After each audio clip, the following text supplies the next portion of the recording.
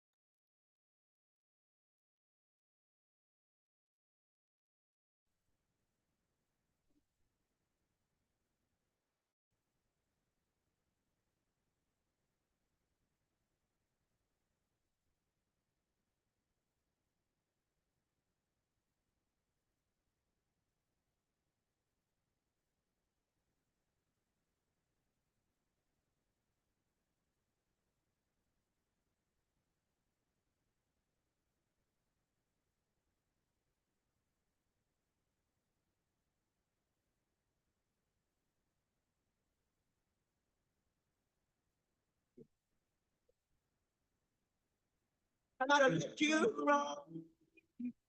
When I met you, I was so in love. I didn't think that I could be so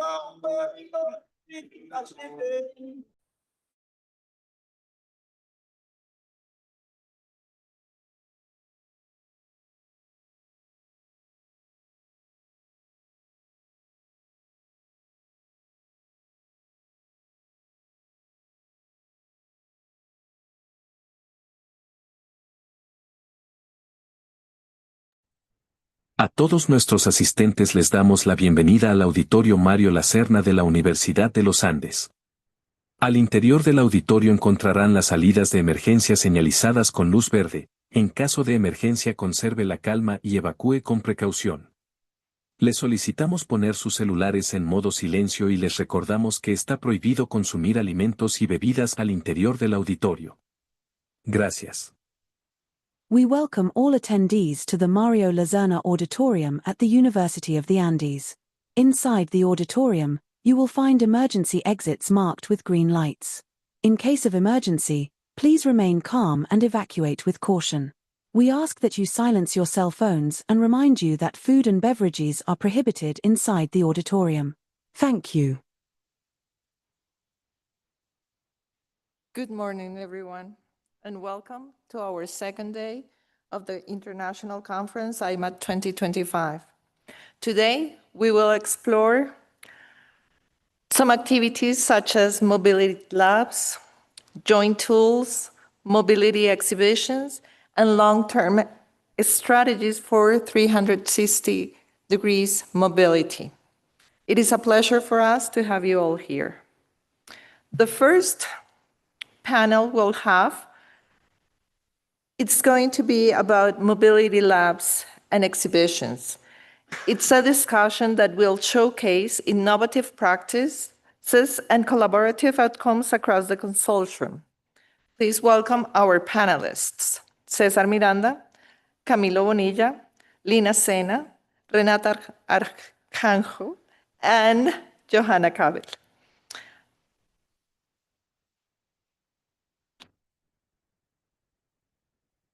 Hello, good morning. I will do a brief presentation about the Mobility Labs and Exhibition. I'm Brito Junior, and I'm from the University of Fortaleza. So the mobility exhibitions and the mobility labs were the first activities under the implementation phase of the IMAT project. And the mobility exhibitions highlight the significant efforts undertaken by PUC-P, PUJI, and Unifor to promote international mobility among students, academic staff, and non-academic staff. These activities, tailored to the unique context and needs of each institution, represent a critical phase of the IMAT project, as I mentioned, the implementation phase. This report examines the implemented activities and complements the efforts across the partners' institutions, emphasizing the importance of adaptation to local realities and institutional goals. The partners institutions involved in the activities in the mobility exhibitions were Pontifícia Universidade Católica del Peru, Pontifícia Universidade Javeriana, em Colômbia, e a Universidade de Fortaleza, in Brazil. The objects of the mobility exhibitions were raise awareness by informing the academic community, the students, faculty, and staff about the benefits and opportunities of international mobility programs, and to promote internationalization by encourage the hosting higher education institutions to embrace and integrate internationalization strategies. The type of activities promoted in the events were showcases, presentations, testimonials, panel discussions to attract at least 100 participants from the academic community of each institution. Well, by addressing the unique needs of the communities, embracing innovation, and prioritizing sustainability, the partners institutions have laid a strong foundation for fostering global engagement. These achievements underscore the importance of collaboration, adaptability, and commitment of advancing the goals of internationalization within higher education. Now to talk more about the mobility labs, these activities hosted by UCSP, UFRN, and Uniandes represent a significant phase in the project, also the implementation phase. It highlights the diversity of approaches adopted by the institutions, reflecting the unique priorities, results, and target audiences. The partners institutions involved were Universidade Católica de São Paulo, in Peru, Universidade Federal do Rio Grande do Norte, in Brazil, and Universidade de Los Andes, here in Colombia. The objectives of the mobility labs were to make information about internationalization more accessible for the community, actively involve the academic community in activities about the international experiences, and build a well-informed academic community ready to participate in instrumental mobility experiences. The type of the activities, different from the mobility exhibitions, were more hands-on and experimental learning, interactive formats, workshops, focus groups, word cafes, quizzes, and case studies, dynamic and initiative participation to attract and involve at least 80 participants of each institution. Well, these activities, the Mobility Lab successfully promoted international mobilities and among students, academic staff, and non-academic staff. Furthermore, the report emphasized the innovative aspect of these activities, sustainability plans envisioned by the institutions, and the feedback gathered from participants, providing a comprehensive understanding of the project's impact. And now I will pass the word to Yadira to make some questions.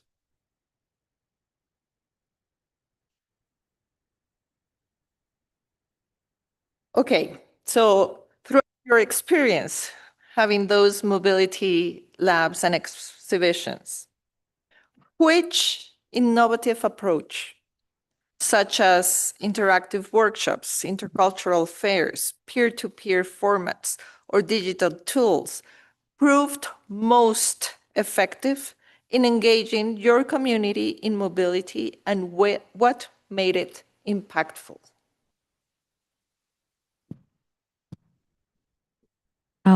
I'll start. Thank you, Yadira. My name is Joana Cabell. I'm from Universidad Católica San Pablo. I currently coordinate academic mobility. And for us at UCSB, what worked very well were the student mobility program initiatives, such as student talks that we did. Usually we used to do the general sessions with the students where we as the mobility team used to talk about the procedure of the mobility, etc. But what we noticed with these student talks is that we made more approachable the students, the outgoing students, the past outgoing students, and our incoming students from that semester. They had to give like a TED talk to our community. So that was more approachable because the students are our community had the chance to talk more about or ask more questions than when they used to do it with us because they were really shy, etc. So that helped us a lot. It was a whole week of these sessions, these TED Talks. We had 2 or 3 countries per day, and we did it on campus. So it was really beautiful. Actually, you saw the pictures yesterday with our mascot that it's called Sammy. So it was very interactive for our students. And then the second activity that we did that it was different than what we used to do was the one-on-one sessions with our students. It was more attractive for the students because they had the opportunity to ask us the questions that usually when they do the general, when we do the general sessions, they're shy to do, etc. So that made it impactful because it was engaging for the students and us, and they had the opportunity to come closer. They had more questions about the mobility. Actually, we had more students postulating to the calls afterwards. So those were the 2 activities more impactful for us. Thank you, Joana. Renata. Okay, good morning, everyone. My name is Renata Arcanjo. I'm from Natal, Federal University of Rio Grande do Norte in Brazil. And we held the mobility labs within our university. And for us, it was interesting because we were used to do, like, we used to have annually an international day. But this international day was more like an international fair. It was more like an opportunity for students to come and to know about mobility experiences and opportunities with people coming from agencies, international agencies, to talk about opportunities and so on. And so we decided, with the opportunity of the mobility labs, to implement some workshops and to offer them the opportunity to reflect about internationalization and to know more about what is possible, what internationalization means, and what is possible for them to do. And so for the first time, we did like a sort of conference, and we choose as a theme internationalization at home, because for us, we survey before, and we realized that people used to come to us, the international office, more individually, and when it was in their best interest to do a mobility. But then the whole community was not aware of our work, of what was possible for them to do, and particularly what was possible for them to do without leaving the country. So we choose internationalization at home as a subject. And we had a conference with a guest, a speaker, about that. And the community was invited. We were very surprised because it was a crowded auditorium, which is rare, full with students, with administrative staff, and with professors. And then we did, as a second activity, workshops. And the workshops were with students and workshops with administrative staff. And the innovative thing that we did, it's because we asked them before the workshop several questions about internationalization, about mobility, about internationalization at home. And then we conduct the workshop. The same guest, the same speaker, the same keynote speaker that gave the conference in the morning, participate in the afternoon to the workshops. And then we had an activity within the workshop. And in the end, they did the same questionnaire, answering the questions to see how if they change their perception and their insights about that. And it was really, really interesting.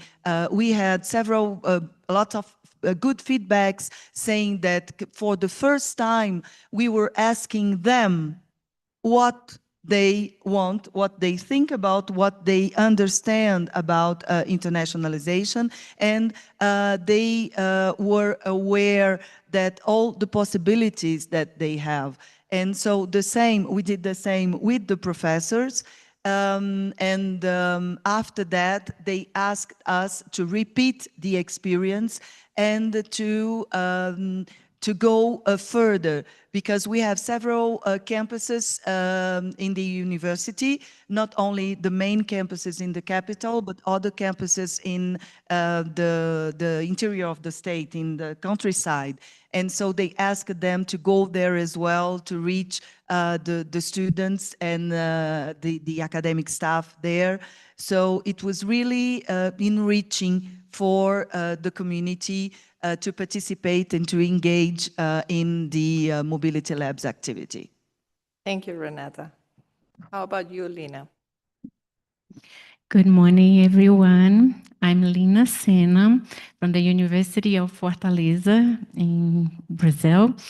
And I'm a supervisor there for the mobility exchange programs. So for us at Uni4, we decided to do the Internationalization Week.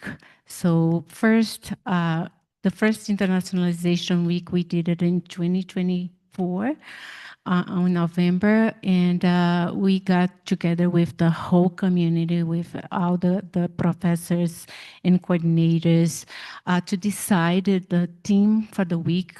The first one, we didn't have a team, but we want to get the whole university, the 4 centers that we have at the university, engaged with this project, and so they can, with their students, have an agenda for the week, and with their students, so they can also participate and present what they have been doing in classes or presenting. So we decided the first week was November, from the second week of November 2024, involving all the centers. And then this year, for the first week, we had about maybe 500 people registered to participate. We have more than 6 lectures and presenters involving students, professors, the graduate programs, also the whole university is involved with that week. So this week we did it again, and we had a team for that. There was good people, good vibes. So the whole university and the 4 centers, they also got together and tried to present things or projects that they did through the year to present during the week for everybody. And we also have it in person, also through YouTube. And for the second time of the Internationalization Week, we had more than 600 people register for that, about 80 presenters, including all the centers. The 4 centers that we have at Uni4 is the Communication and Management, the Health Science, the Law, and the Technological Science Center, and the graduate programs. So everybody will be doing something, presenting something. And for next week, for next year, we are also having the Internationalization Week happening again on May. So after this, when we get back next week, we're having a meeting with everybody involved, all the professors, the coordinators, to decide the activities for the following, for our Internationalization Week 2026. So it's hard to do to get everybody involved with that, but at the end, we see that everybody get really involved and see the internationalization happen inside of the university, like from yesterday and what we hear every day here in this project, that we face the same issues, the same problems, but the important is that we try to get everybody together and being talking on the same pace. If we reserve a week or a day or a month to talk about internationalization and make it part of the events of your institution, that will happen. And people will start to enjoy and be working for that. And that's what we are feeling that it's happening in our university right now. Thank you, Lina. Good morning. I'm Camilo Bonilla from Pontificia Universidad Javeriana.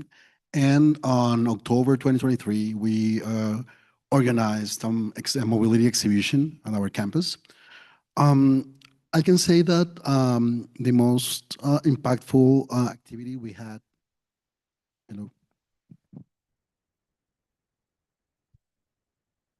better? Yeah. The most impactful activity we had during this mobility exhibition was the Student Mobility Fair. I know that these kind of fairs are usually hosted by some partners universities, but in our case, in Javeriana, it was our first time doing such a thing. And it was very interesting because even though some students know the possibilities they had to go abroad and do a semester, an exchange semester, when they know, they go to our office. But we are sure that there are a lot of students that don't know that they have the possibility to go abroad on an exchange semester. So being there in the middle of the campus with music and food as well allowed a lot of students to come by and to be aware of all these possibilities. We also invited language learning centers as well. And we also invited some Colombian universities because here in Colombia, we have a very strong national mobility program. So we decided to invite them as well, so our students could know that they have the chance to go abroad or go to other universities within the country, and of course here in Bogota as well. Another impactful activity that we developed during this day was 2 backcasting sessions that we made with our design factory at the university. One was intended for academic staff, so they can imagine like a proper mobility program for professors and researchers at the university, because right now we don't have such a thing. Only our Vice Presidency for Research has some resources to promote this kind of mobilities, but only for researchers, but not for professors. So we work together with our Vice Presidency of Academic Affairs and Administrative Affairs as well. And we invite professors so they start imagining how this kind of program will be in 6 years, for example. And with all those insights, we start working with some areas at the university to start creating this kind of mobility program, both for academic and non-academic staff. And finally, we developed another activity that I liked a lot. It was a very simple idea, but it was a mobility photo exhibition. So we asked our students who had the chance to go abroad and to share through photos their experiences. And we printed those photos, and they were all around the university, so other students can see and can know that they had also the chance to go abroad and have this kind of amazing experience. And well, that was about it. Great. Okay, and finally, Cesar. Yes, thank you. I'm Cesar Miranda from Pontificia Universidad Católica del Perú. And we did 2 activities in terms of mobility exhibitions. Firstly, the program gave us the flexibility, of course, to come up with new ideas.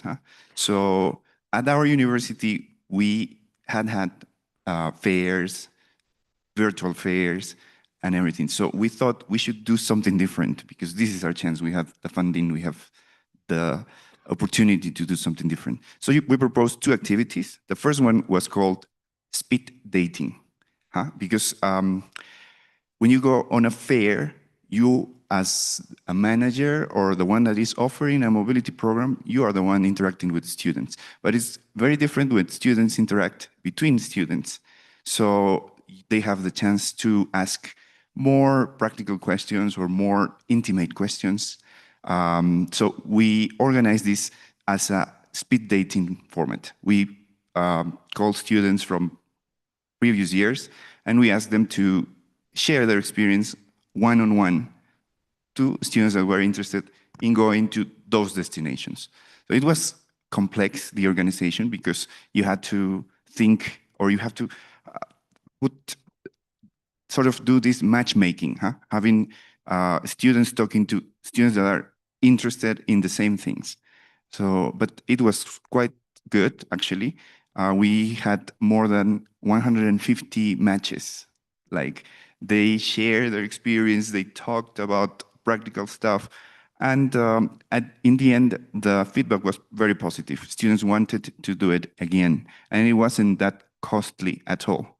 It was just a venue that you had to organize in a speed dating format, and then students would come and sit and move from one seat to the other.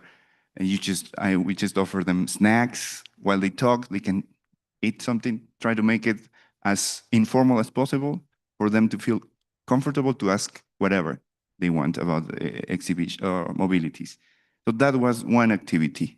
The other one was very interesting as well and very impactful. It's called the PUCP Internationalization Awards. So it's an award ceremony, an award like the Oscars, let's say, for internationalization. So we thought two questions. The word exhibition, how to exhibit what's going on in terms of internationalization inside the university. And there were two questions, like I said, behind it. The first one was, do we really know what's going on in internationalization in the university, apart from mobility? Of course, we as international officers, we handle mobility, but there are many other things going on, like internationalization of the curriculum, internationalization at home, international research, international outreach, people doing interesting stuff in terms of interculturality. All of those things we don't necessarily know. So what we did was organize this award ceremony in order to discover what was going on in the university. And we asked, that is the first question. And the second question is more related to how do we recognize the efforts of people doing these interesting things. So maybe, because yesterday we were talking about it, like people do things in terms of internationalization, but they don't necessarily get paid more or recognized at all. They just do it because they like it, they want to do it. So it would be a good idea if someone at least said thank you to them for what you do. So that was the other aspect of this award ceremony. It helped us in the first aspect to discover what was going on. And we asked them to self-nominate, to tell us what they were doing. I was scared at the beginning because I wasn't sure, because this was the first edition. I wasn't sure if people were going to send us their submissions, if people were going to tell us, oh, I'm doing this, I'm doing a COIL initiative or something. I wasn't sure. But in the end, we had more than 100 submissions. And it was incredible because they were telling us, we didn't go out and discover, they were telling us what they were doing. It was very good. And we organized the ceremony in 8 different categories because we found out that people were doing interesting things in mobility, in internationalization of the curriculum. They were people representing the university abroad in events, getting recognized abroad, but not inside. What else? People doing in research. That, of course, they're very capable of getting funding for international research, but at home, their work wasn't necessarily visible. So we organized 8 different categories, and the thinking was the university has 3 missions. It's teaching, researching, and engaging with the environment. So we organized these categories around these 3 aspects of the university's missions, and another different aspects are more related to internationalization itself, mobility, at home, research, etc. So, okay, we had the information and everything, and then the next task was to organize this ceremony and make sure that people felt recognized, properly recognized. So one night, me and a couple of colleagues sat down and watched the Oscar ceremony. How do they do it?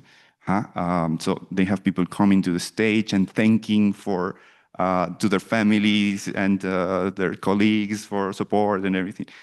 So we try to replicate the Oscars. Like we had 3 nominated finalists for every category, and when we announced them, we show their videos on the screen, like this project from Professor blah blah blah is being nominated in this category, number 1, number 2, number 3.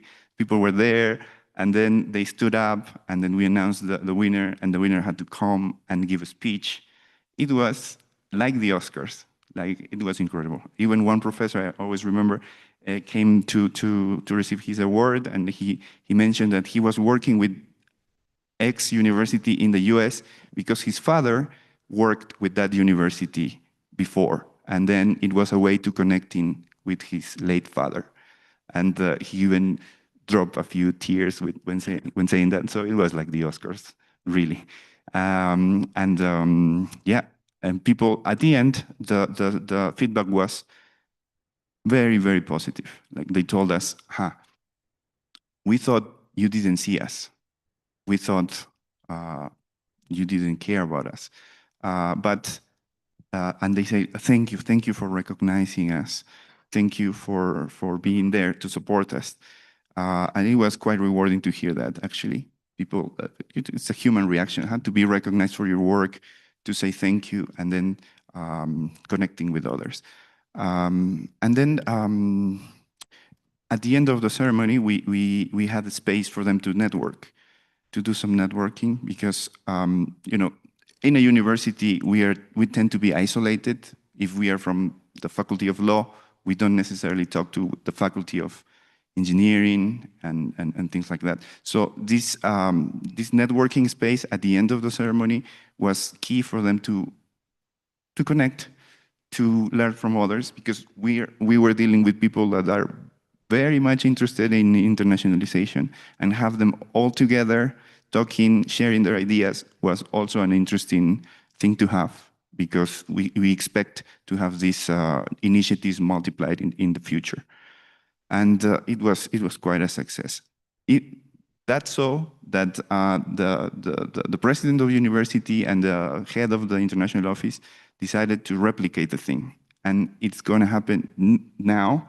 Next week, we're going to have the second edition, and we have even more submissions, and we hope that it's going to be great next week. I have a colleague of mine here who is heading the organization of this event this year. Alison, she's here. And we expect that it continues. And it's a way of IMAT to have a legacy in the university, because IMAT will continue being the inspiration behind this award ceremony. And yeah, it was great. Thank you, Cesar.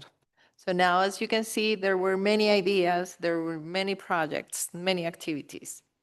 In one word, what was the main challenge of the activities?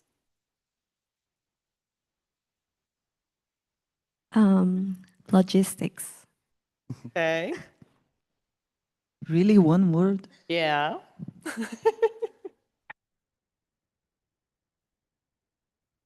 I don't know, engaging people, convincing people to participate. Good. Hard. Let me think. Pretty much the same, but it's rewarding. Rewarding. Yes. Okay. I would say engaging as well, but also lack of funding for students and staff. Okay. More than a challenge, I would say that teamwork makes the difference. In our event, everybody did something.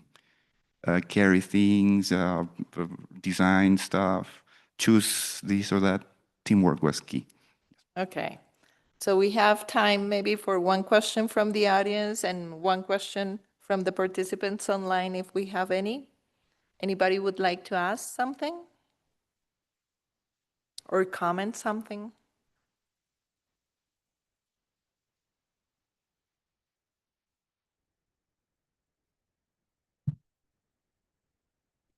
Yep.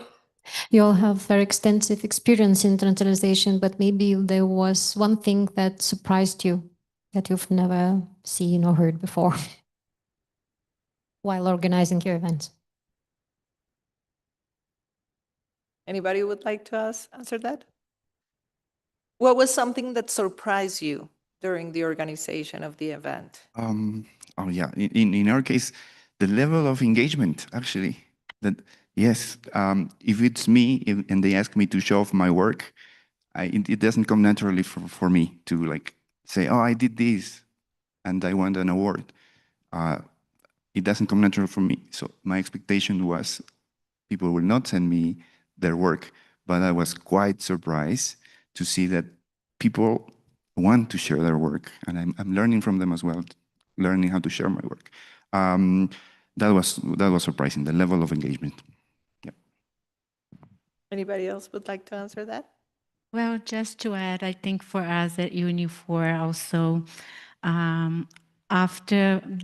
before it's a lot of work involved, it's a lot of people to think and to organize, a lot of things to organize, but after, when it's really happened and you see all the people involved and get seeing that we are not doing for one department, we are doing for everybody, for the whole university and for ourselves. So the students, they also feel, we can see on their face that they feel important to present what they learn through the year, their experience, what they do, and share that to everybody, and see the whole university involved, even though we get lost at the beginning, when was the first meeting to organize the Internationalization Week, everybody was lost. Even though the university has been working with internationalization for many years, it was kind of separate. We didn't really get the whole university together to show what everybody was doing in the professors doing with their students in the classrooms, the coordinators and the researchers and everybody, and present that to the whole university. It's really, really at the end, very rewarding for everybody, and see everybody getting used to it now. Now that we are going through the third meeting to organize everything, we see that people are more relaxing, getting into the internationalization at home. Thank you so much. Well, this was the first panel of today. Thank you, Cesar, Camilo, Lina, Renata, and Johanna for your presentations and your thoughts on this.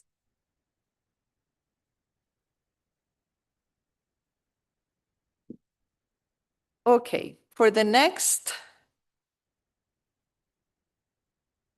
yeah, you should say. Our next session presents the catalog of tools. The catalog of tools is one of the deliverables of the project. And in our presentation today, you're going to see the process of this catalog of tools. We had one version. Sara is going to present the first version of the catalog of tools. Then after some discussions, Cesar and the rest of the team started working on a final version of the catalog of tools. And finally, Cesar is going to give you a sneak peek of what we're working on, because the idea is for the catalog of tools to be online for everybody to be able to access it. So I'll give the floor to Sara and Cesar.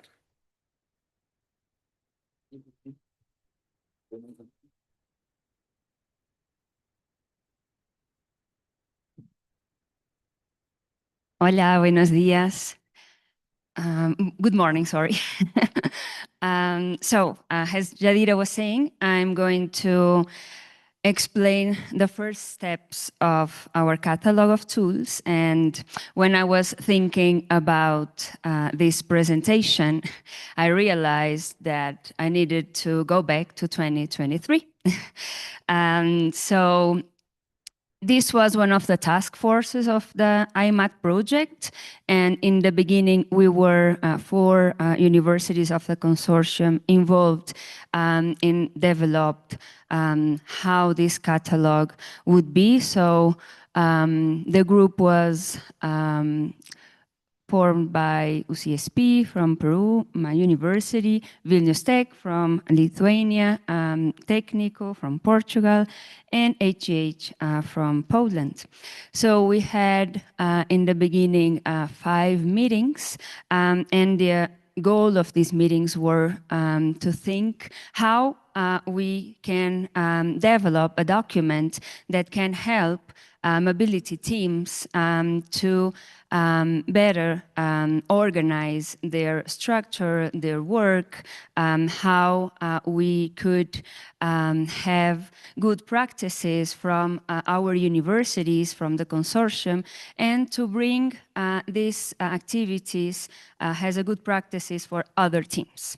So in the beginning, we developed this template for help our institutions to reflect about this activity. So I'm not going into detail to this, it's just to see the path that we were involved at that time. So all the partners contributed, they fill out this template, and then we had a lot of good practices about from our mobility teams, from our internationalization teams.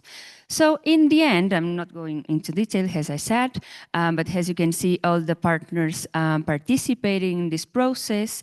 And in the end, we were some kind of evaluating which groups we could develop for all of these activities. So this analysis results in these 5 points. So we thought that all of our universities worked with management of internationalization, obviously, and technology. Some of our partners, and as you could see in these 2 days of conference, we had some platforms that help us to make our work better and easier. So management and technology.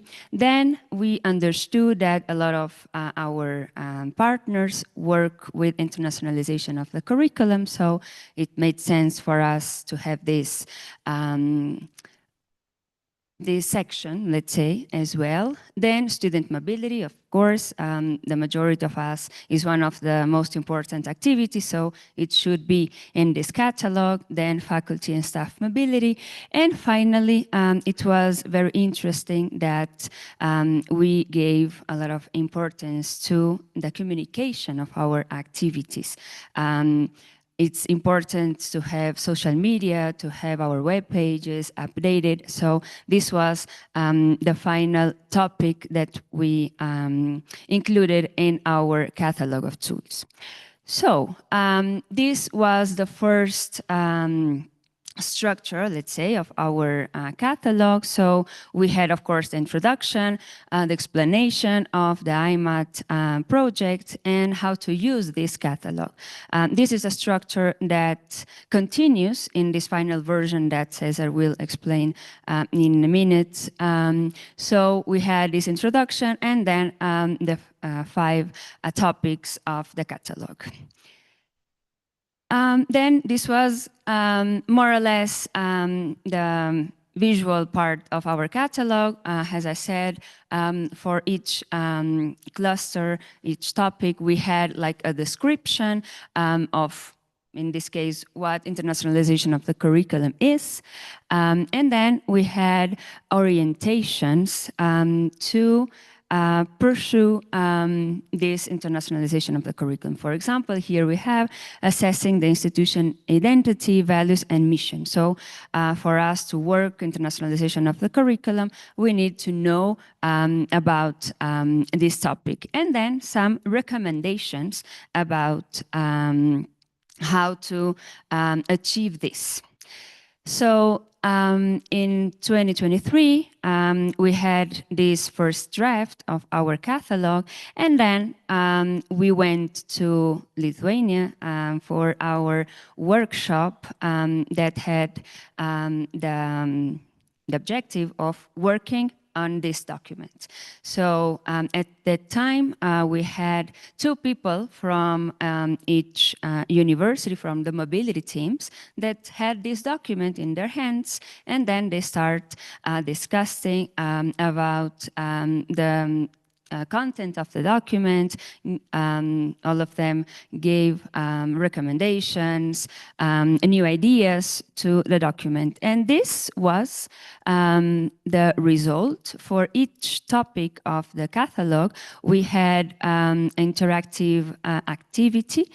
So for example, for the first, we had 2 activities, the Miro platform, and then we worked with the Prezi platform as well. And this continued with the other topics. For student mobility, there was a very good discussion about good practices, what works, and other activities that maybe are not that easy for the academic mobility teams to work with. Then for faculty and mobility, the same. And finally, internationalization communication had its own activities as well. So this was how we end the first version of the catalog of tools. But of course, a lot of questions started appearing when we were working in this first version of the catalog.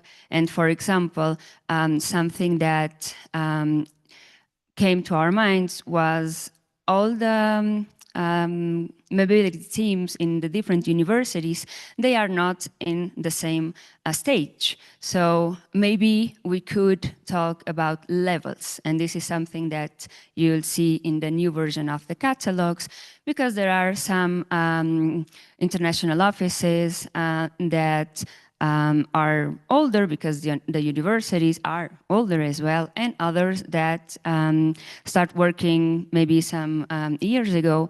So this was the stages that we thought that could be included in our catalog for the document to be easier to use from other universities. We thought of using colors as well. This didn't happen. But what I want to emphasize here is it was that after the first version of the catalog, some questions appeared, and this was when the second version of the catalog was start being worked, and this was when Cesar start with the other document, and you will see that this one was like a simple approach now, and considering that the IMAT emphasized digitalization and the use of technology, now we have another conception of the catalog of tools. And now I will give the floor to Cesar, and he will explain to you how the catalog is nowadays.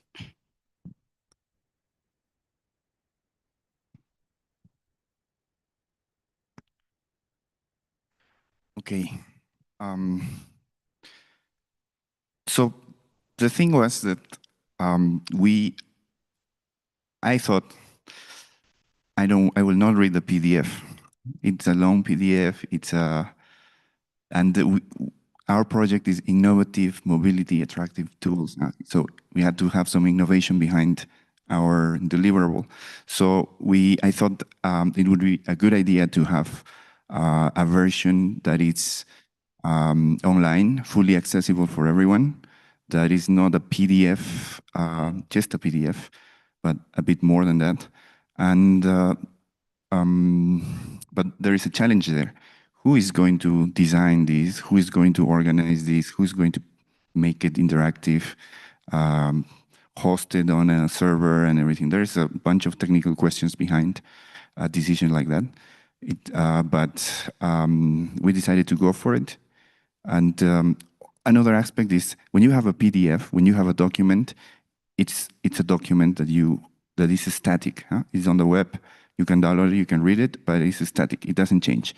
But a catalog of tools for the day and age that we are in needs to be interactive, needs to be alive, needs to be able to be updated, to have more. We're always having more ideas. We're always discovering new strategies to make our work better. So the idea was to have a tool that allow us to update it, to keep it alive. And it's, again, a factor that can contribute to the legacy of the project.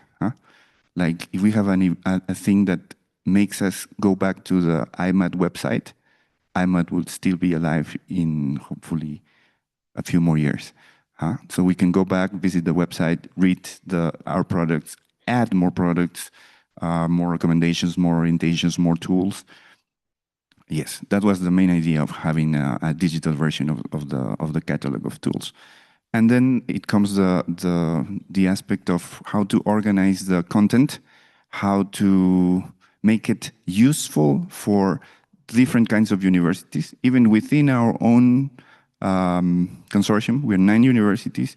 We have public universities, we have private universities, we have small ones, we have big ones, we have new ones, we have old ones. So how to provide content that it's useful for everyone, at least some aspect of it. So in internationalization, as Sarah explained, there are some aspects that are always there.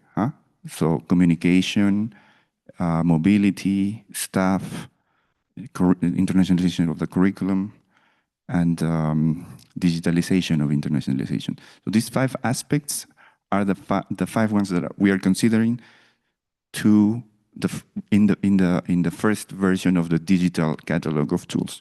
Of course, as I said, this could be updated, more aspects could be included, content could be merged or divided.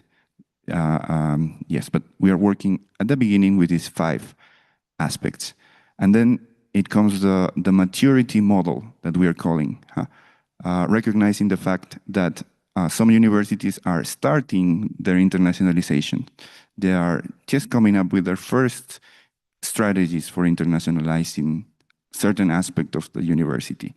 Then we have developing universities that have already some experience, that are looking for new ways to implement changes and need an extra factor to improve even more. And then we have advanced universities that have lots of experience, that have done many things, that their internationalization is present in different aspects of the university. Universities that have a culture of internationalization already present throughout the institution. So those are advanced universities. And then all of these types of universities, according to their level, could come to the catalog of tools and could find something useful. So 5 aspects, 5 core aspects, and 3 maturity levels. That is those are the factors that are behind the organization of content. And now I think it could be a good idea if I showed you the mock-up that we have. So if people at the switch can help me to load the page, it could be a good moment now. And the thing is, okay, I was telling you, who is going to do this? Who is going to take care of the technical aspect of the work? So I'm sure you've heard of ChatGPT, Gemini, Claude, and all of these AI providers. Nowadays, it's super easy to go and give a prompt to these tools, and they will make it happen very fast. At least to have a first idea, a visible, clickable version of the thing. If you use AI, I think you can get it. So I used ChatGPT at the beginning to make it happen. It was good. It was a nice version, but these things are changing so fast these days that I found out that there are more tools that could make it even easier. So I switched to another tool called Gemini. I'm not doing advertising here, but it works better now. So I use Gemini to come up with a version that you're going to see. I don't know if you have it.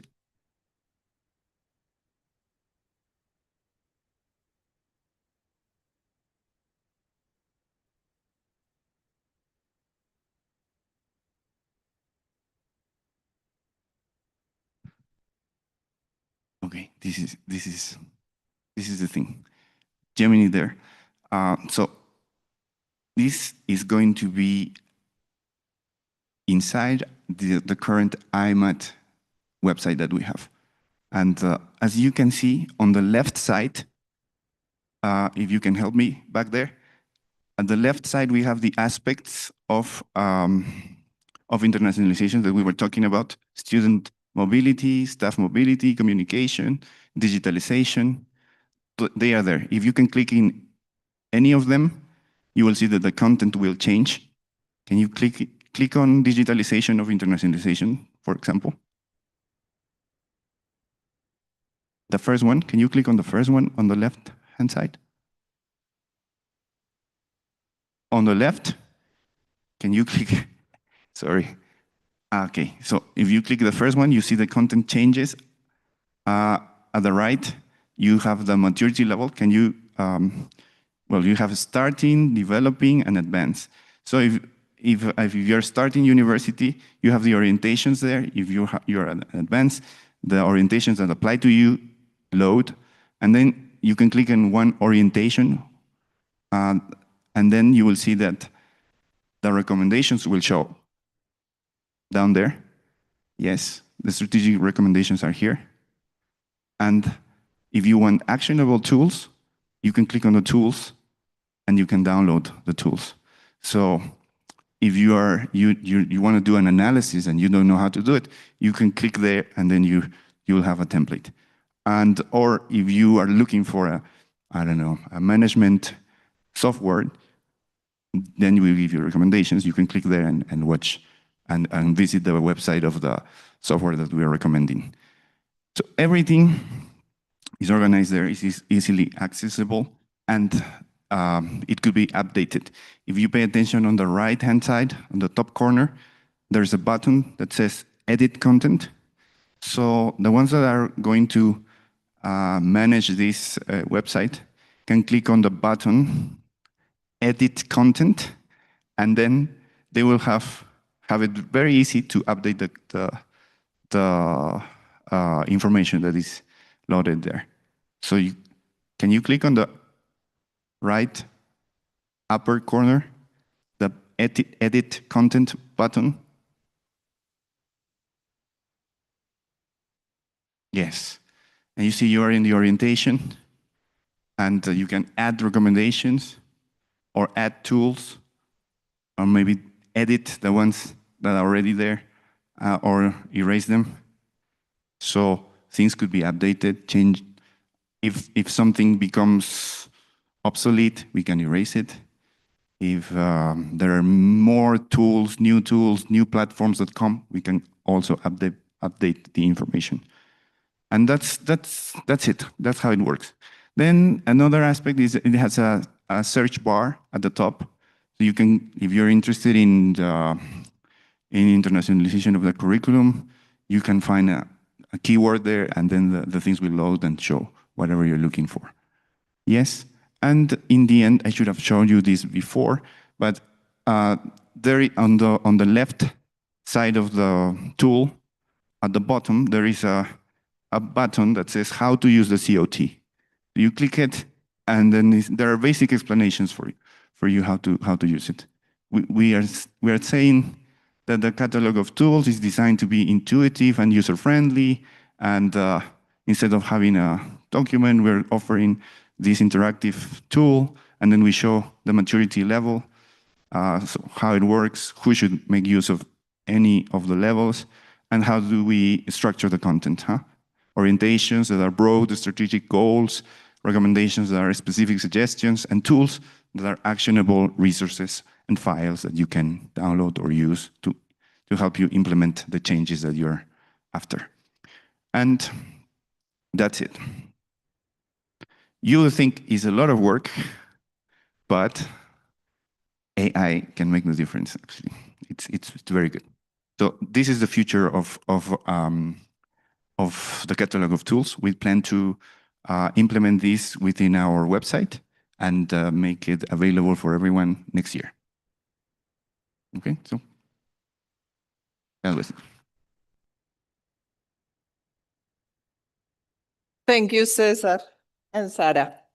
Okay, so this is the other deliverable that we have from the project. I don't know if anybody has any questions or would you like to ask something either to Sara or to Cesar about it?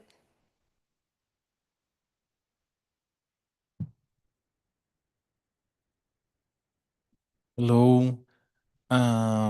Great presentation.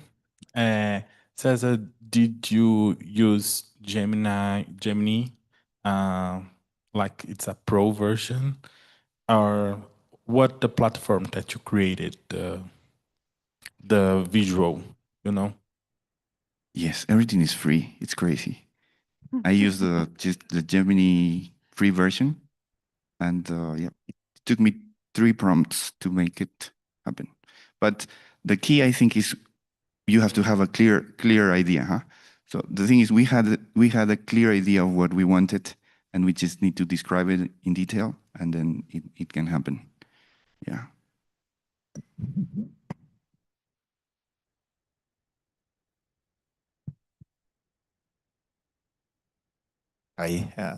Really nice job, Cesar. Just 2 questions. First, will this be open to everybody to use it? And I guess that power button there to make changes would be something that were like limited to an admin, right? But the whole system would be open to other universities besides the ones from IMET, right? Yes, that's the idea, huh? To have it available for everyone. The IMAT website is publicly accessible, so this tool will be publicly. Will not require a login and. No, it will not require login to access to read the content, huh? But if you wanna, of course, if you wanna change, yeah, then just certain people will have access. Yes. May I? Wonderful job, guys. Really impressive. Proud of you all. But my question is, it just came to me now. Once someone from outside the project uses this, he goes to the website and goes to the catalog of tools and start using. Is there any concern about giving credits to using, for instance, a catalog of tools for their internationalization plan?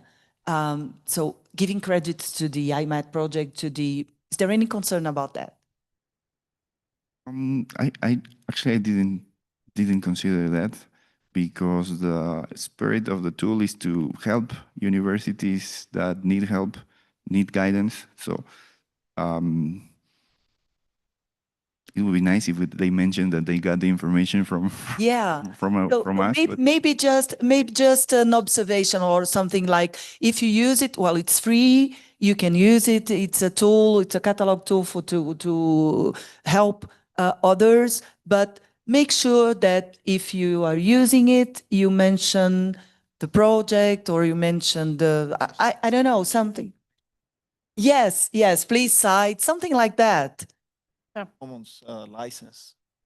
Yeah, you can put. Make a donation. Yes, that would be. You can put a Creative Commons license down there, like the one that you are free to use, but you have to mention. Yeah, that's. Okay. Yeah, I think. Yes, that. Yeah, there is one for software, one for yeah. So you can do that, and that would be nice, right? We can use the same category like Wikipedia, for example, because they have the BY, CC, and so on. So there are, if I could remember, there are 8 or 10 different categories, and it shouldn't be, in my opinion, it shouldn't be added here. Yeah, sounds good.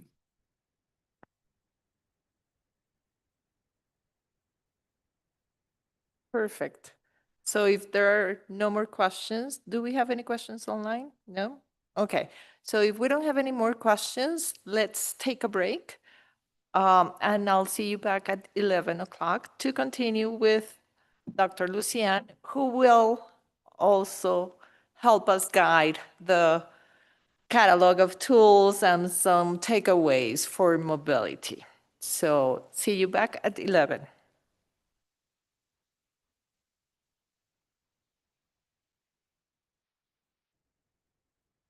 Le solicitamos al público asistente no descuidar sus objetos personales. De igual manera, le recordamos que está prohibido consumir alimentos y bebidas en el auditorio.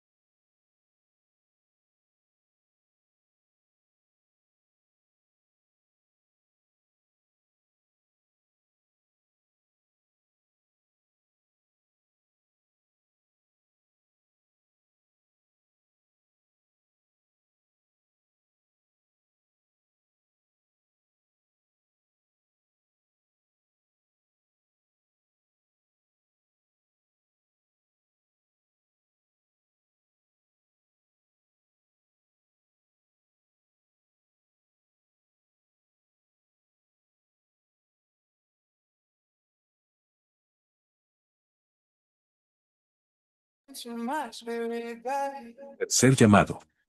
Vamos a continuar con el evento, favor ingresar al auditorio. Third call. We are about to continue with the event. Please proceed to the auditorium.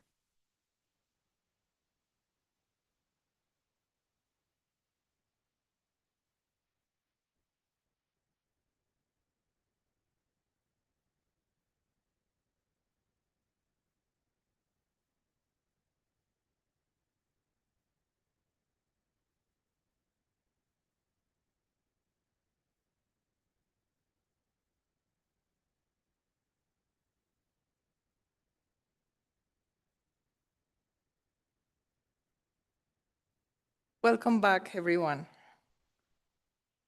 So now we're just finishing this journey, and we would like to welcome Dr. Stalivieri again.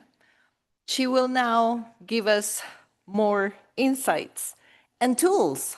Talking about the catalog of tools, she will now give us more information, more hands-on strategies to continue working with mobility. So let's take the most out of this final session so that we can wrap up this mobility journey. Thank you. Thank you, my dear. Wow, here I am again. Thank you very much for being supportive and coming back. And as yesterday Luis mentioned, this is intimidating. It's more intimidating because this is the last of the last presentations after the presentation of IMET catalog. And I'm talking to specialists. I'm not talking to newcomers of internationalization. But the idea is exactly that, to inspire, to provoke, to think together. And this is exactly more like a workshop. I don't know, Yadira, do we have the sheets of paper? Yadira? Do we have the papers to give to the audience? Yeah? Thank you. Thank you very much. So I would appreciate you, please interrupt, make your comments, give ideas, and I would love to be there with you, but I can't because of the projections. So I'll be standing right here and trying to work with this workshop the best way as we can. So we are talking about driving internationalization, IMET strategies, and tools for 360 mobility. Understanding that mobility 360 means, let's go all around and check what do you want for mobility. I know, and of course, I've been paying very, very good attention to all your presentations, and you are masters of mobility. You have so many beautiful experiences, one to each person. Thank you. I'm sorry about the internet, but they can do the same exercise at home, right? The ones who are with us connected. So I know you know a lot about mobility. So the idea is exactly to think about problems, new situations, try to inspire. If you can take one takeaway from all the possibilities here, it's going to be fantastic. And of course, I told you it's really intimidating to be here today. It's the last presentation, the last person to talk. You're tired, just full of information, and it's a big stage. So we just have time to work, right? Unfortunately, we didn't have time to do anything else besides of working. Is that right, Yadira? Oh my goodness. Oh my God, this is scary. Oops, that's me on the picture. What's going on?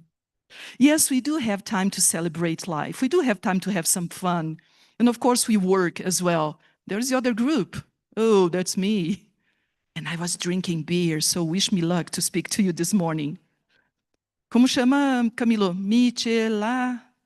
Michelada e chelada. And I've recommended you. It's fantastic. So people, just to have some fun and reinforce, it's all about people. It's all about relationship. You can have tons of partnerships, but you need to strengthen relationship. And you guys are doing a great job. I'm really impressed with the deliverables. It's not just one catalog, it's not just one meeting, it's not just one conference. You are doing a great job. And I really recommend you to Creative Commons.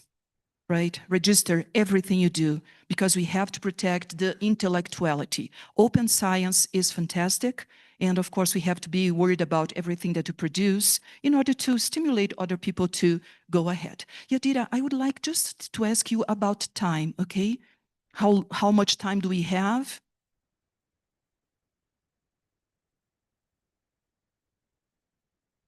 You mean 1 hour and 20 minutes, or it's 11:30 right now? 14? Okay, wow. Wow, I've never had so much time. So bad for you, good for me. Let's go, people. The first activity, do you all have a piece of paper? Yes? Okay, I think, Yadira, I need one as well, if you can be kind to give me one. I know we have this movement about Europe without paper, but it's just for our exercise right now, okay? So the first thing you are gonna do is, you are gonna follow my instructions. Fold the paper in half. Can you do it? Fold it in half. Fold it again. Good one. I'm just gonna follow some instructions here with you. Fold the paper in half. Now tear off the top right corner. Be brave, use your hands. Okay. Good. Do it. No questions, okay? Just follow the instructions, follow the leader. Fold the paper in half again. It's gonna be a little bit difficult, it's too tough, but fold it again. Now, tear a piece in the center.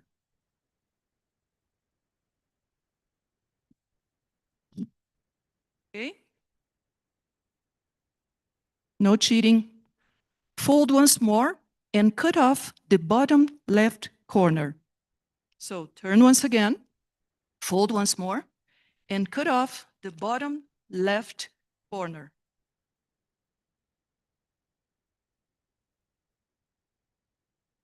Any harder? Okay? And the last one, tear a piece from the bottom left corner.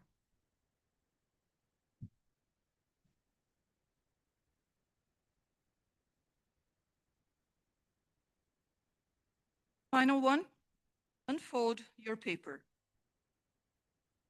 Your paper should be exactly like this. No. Come on. Ooh, look at that. Look back at your papers. Can you erase them?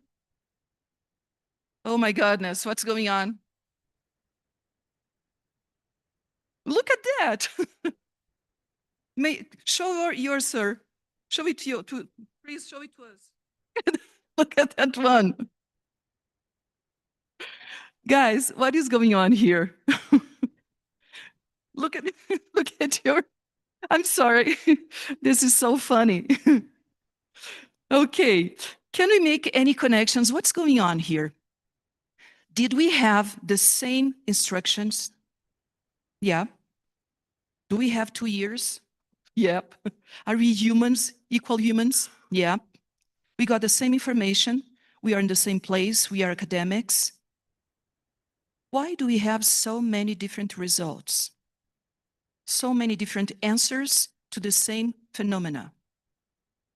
Anyone would like to guess? Yes, please. Different perspectives. Do you think your students have the same perspective? Of course not. Another comment. Different perspectives. Say whatever comes to your heart, please. So there are different ways to do an exchange program. There are different ways to have an international experience. Good. Renata.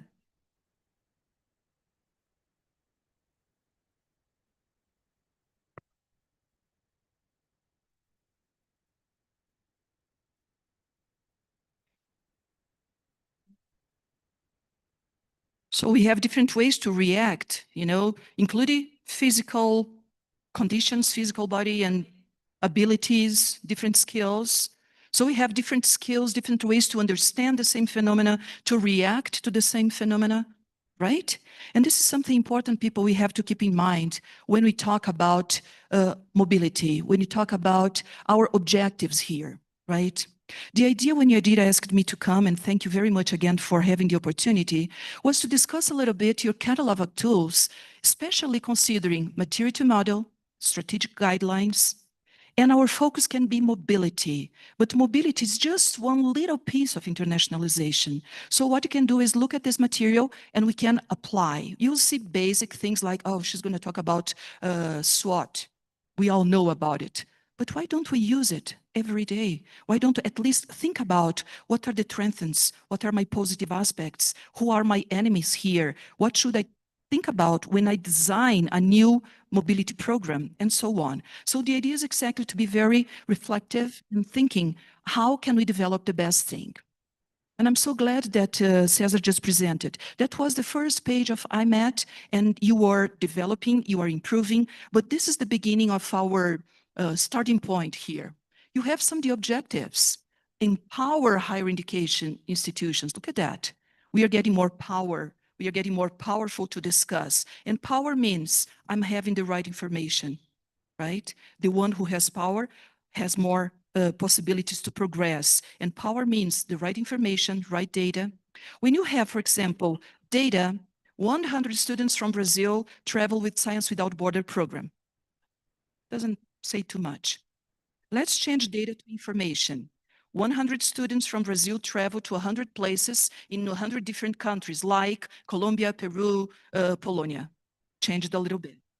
I'm going from data to information to knowledge. 100 students from the engineering department published this paper, so I'm progressing with the knowledge. Next step, data, information, knowledge, wisdom. I have to change all this information you are getting from your numbers into knowledge, into wisdom, sabedoria. And what is the next movement? And I love when Cesar mentioned using Gemini. Did you see the pictures yesterday I mentioned to you? Gemini helped me. 2 or 3, can you help me design a picture about internationalization 4.0? It helps us. No problem against artificial intelligence. It's helping us, as long as, of course, we mentioned that we're using them. So moving to wisdom, and because of the next step of artificial intelligence comes intuition. You can ask artificial intelligence and check what would be the countries that Brazilian students would need to go for the next 20 years, considering economy, considering political aspect, whatever. So we can have the intuition. That's the next step. And here, look at this. Let's refresh our practices a little bit. Why? 300 mobility. It's not an official concept. Doesn't exist. So it's good for us. Maybe we can create a concept of mobility 360, but it doesn't appear in the catalog. But I understand that in your catalog, whatever you studied and you did 300 meetings, 300 hours working on the catalog, I completely understood that you want to have this comprehensive and multifaceted, what a difficult word to say, multifacetada approach. Help me with the English. So it has so many different faces, so many different ways to understand mobility, to understand what you're going to do. And of course, we need tools, right? It's a toolkit. So it means, therefore, that higher education must develop strategies that address mobility in all its dimensions, including virtual mobility, including physical mobility, including staff, leaders, students, postdoc students, undergrad, grad, management people. Remember, it's not a department, it's a mindset changing. The more you can internationalize everyone in your institution, including the signs indicating where the toilet is, including the websites, we need to have these strategies, and strategies for all its dimensions. Okay. What I could understand from your catalog. First thing, cover of all target audiences. Enabling to attract students for mobility initiatives, academic staff, and non-academic staff. Therefore, it's not only seen as a student exchange, but a strategy. Think about, how am I going back home and develop a strategy to increase the numbers of outgoing, of incoming. But I cannot just say, okay, I want to increase and I want to bring 100 more Chinese students. No, I don't have structure. I don't have people to help 100 Chinese students. I had 25 South Korean.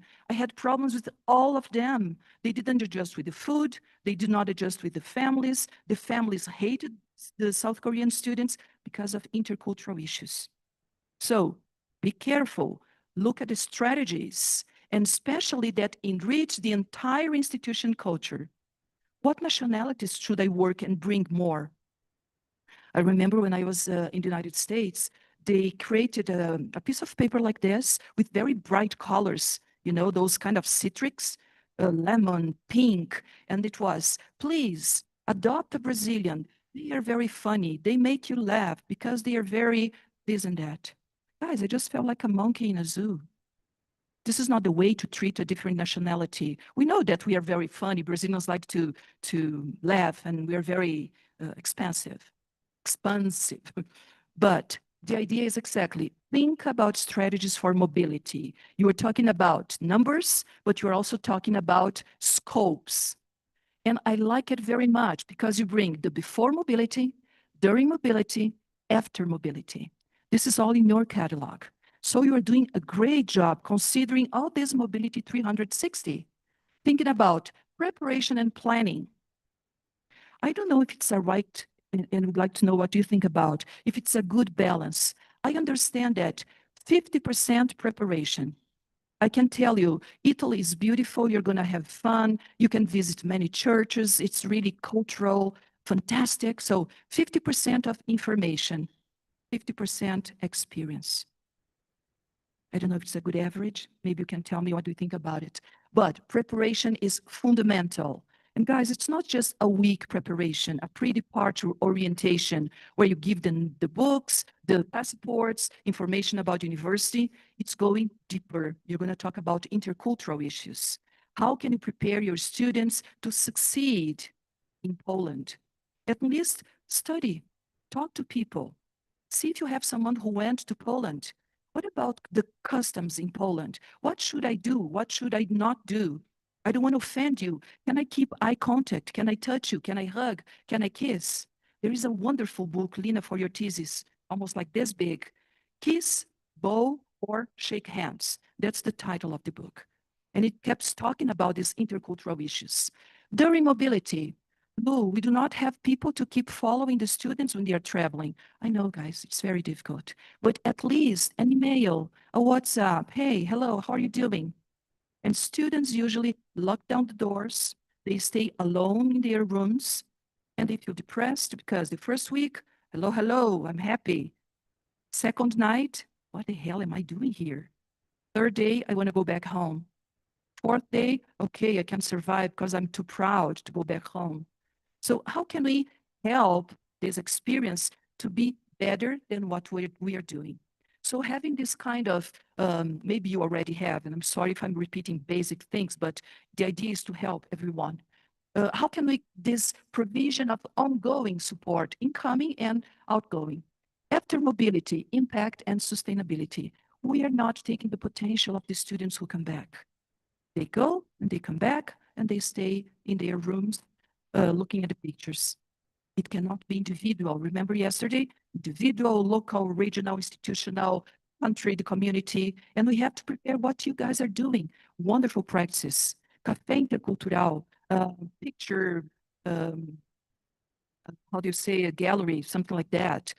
Every academic week, please open 15 moments for a student to go there and make a presentation in order to invite other students. Ask them to stay outside the auditorium, ready to talk to new students who would like to know what is it to do an exchange program. So we have lots of knowledge, a wonderful potential that we have to start organizing and especially publicizing, making it free for everyone to enjoy the benefits. Okay, here, any comments? Please do raise your hands or just. And the last strategy, the last one, you had 3 ones, strategy integration, the 5 pillars. The catalog is in 5 pillars, right? And mobility, of course, is aligned with you when you talk about comprehensive internationalization, comprehensive catalog of tools to internationalization. I have lots of slides, lots of material. Please feel free to read it later. Then we can talk a little bit more. The first pillar you have, digitalization, enhance of cross-border academic collaboration, such as COIL. We were just talking about the coffee break. Some professors would love to do, but they have no idea. COIL is a program, is a study, is a methodology, is a technique, is a tool. I know about COIL, but I have no idea. So step by step, what is it? How do you do it? Who is your partner? Make some seminars, invite professors who already work with COIL and promote it. People like to be engaged. They like to be invited to report their results. And sometimes it's not just up to you. You are the guys who will be conducting the orchestra. Ask them to delegate, invite more people. So we are kind of working on the optimization of administrative workflows. Workflows, people. Question for you. Do you have an idea which month of the year is the busiest in your office? Have you ever mapped that? Lynn and Brito, yes. Maybe they can share. You have the heat map, mapa de calor. Do you have any idea? Good. Because that's exactly when you can ask for training students to come to the office to help you. We are looking about workflows, about management processes, risk management. You don't need to attend 5,000 students just by yourself.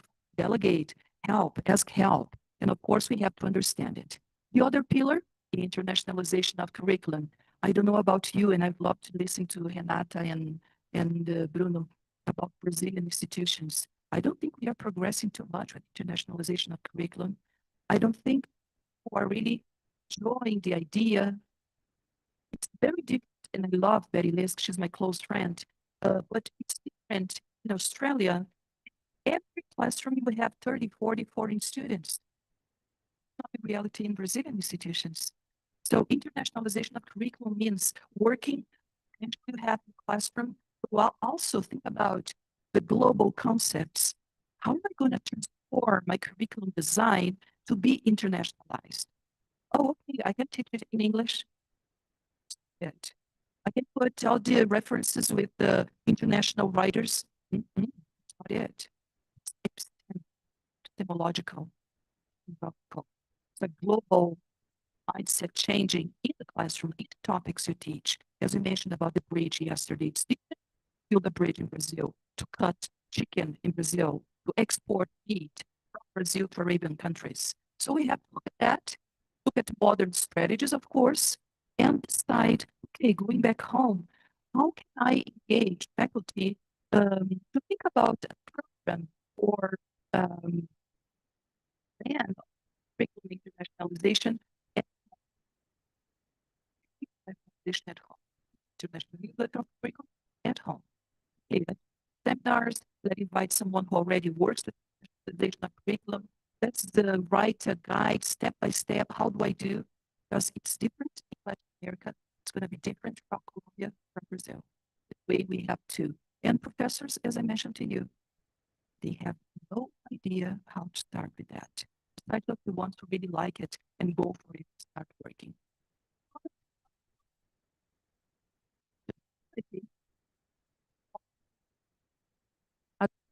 Processes. Yesterday, I asked you guys, how do you control your mobility?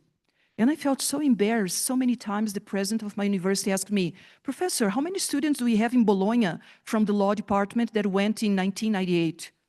Who knows? Would you give me a moment? I'll go back to my office. No, he wants it right now. So as my postdoc result, I did it at Engineering and Knowledge Management.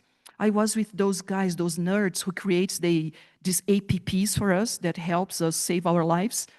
And I asked them, can you come inside my mind and can you invite me to go inside the computer?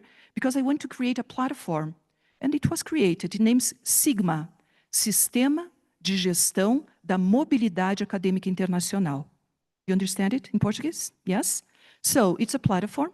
I put all the names of the students, which country they go, when did they leave the country, when did they come back, what the subjects they did. It's a platform.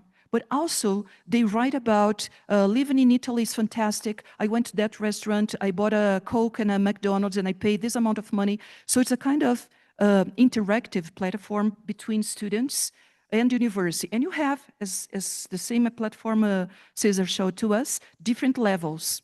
Of course, the president of university and me, we have access to everything, including the credits, including the enrollment of the students. One problem, Cesar, and that's why I'm warning you. I did it. It was a result of a postdoc, and I went to the Secretaria de Inovação, the Ministry of Technology, and I registered this platform. As soon as it was registered, if I want to sell it to you, 30% comes to me, 30% to the postgrad program, 30% for the university. Which means, Yadira, they will get 70% and I will be with 30%. And I didn't like very much the idea of working for free. So I said, okay, you stay with this one and I'm gonna create a Sigma 2.0, for example, which is gonna be mine. Why? The good thing, it was registered. Everyone who wants to create a platform must report to Sigma. So it was created by me and the guys who are just working there. What do we have? I can open my cell phone and I have the online information right on time. What's the secret? I need someone in the background putting all the information, feeding the platform. And that's the bad thing. Nobody knows the information. We don't share the information inside. Professors especially. Students, it's okay because they need documents, but professors, they just forget about us. But anyway, it's a great idea. Focus on operation excellence and student support. The other pillar, academic and non-academic, emphasizing enriched institutional culture. It's all in your documents. That's why I'm going a little bit further. And you have internationalization and communication, effectively communicated internally and externally. Think about, are you telling people what to do inside and outside? Do your university, do they know what you do? Or they think you are a touristic agency as well? Promotion to attract partner and students, effective communication, people. How is your material? What is the material are you bringing here? Is your website in 3 languages? Yes, we have, and it's everything translated. No, it's not everything. It has to be a specific communication for this specific population, because it's a different information the international student need. Is that right? Are you with me? Too tired? No? Let's go ahead. Now I need your help. We're talking about communication. Look at this.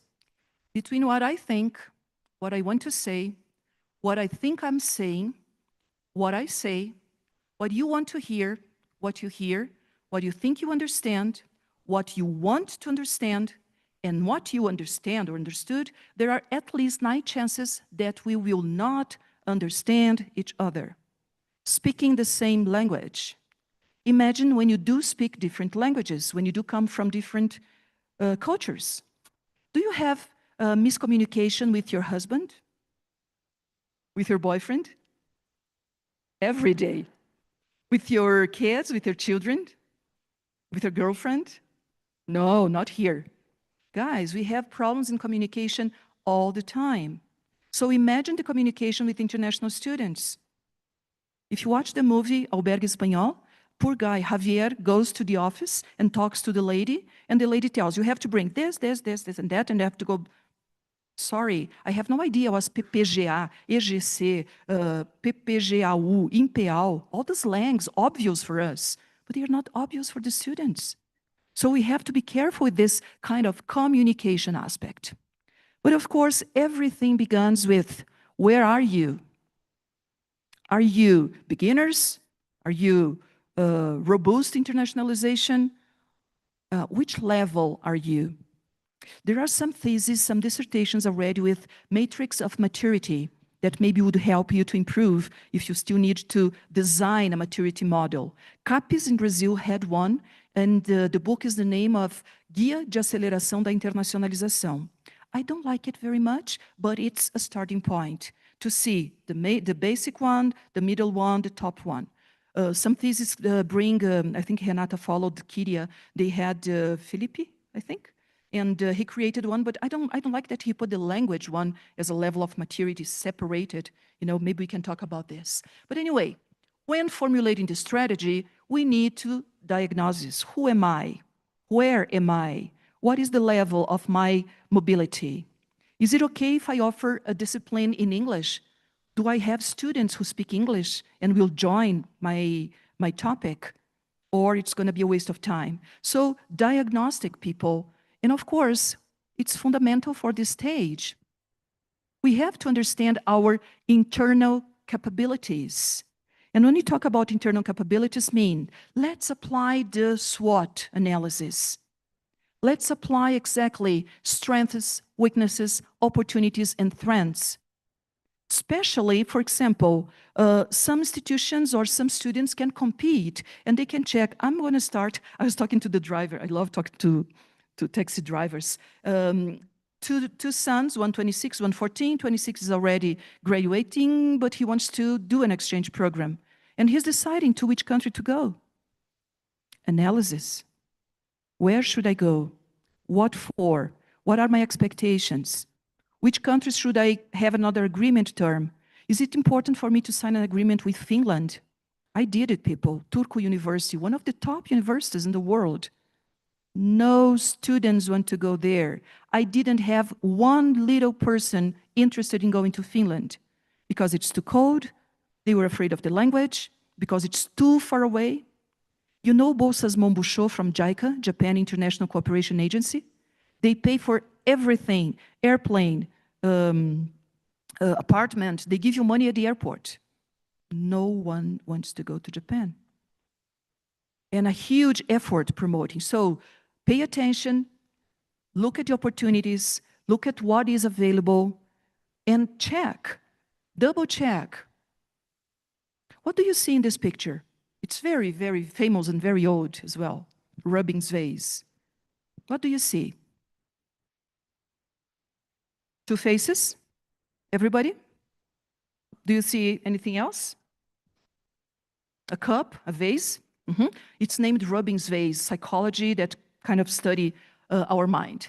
What do you see? How many faces do you see in this picture? How many faces do you see in this picture?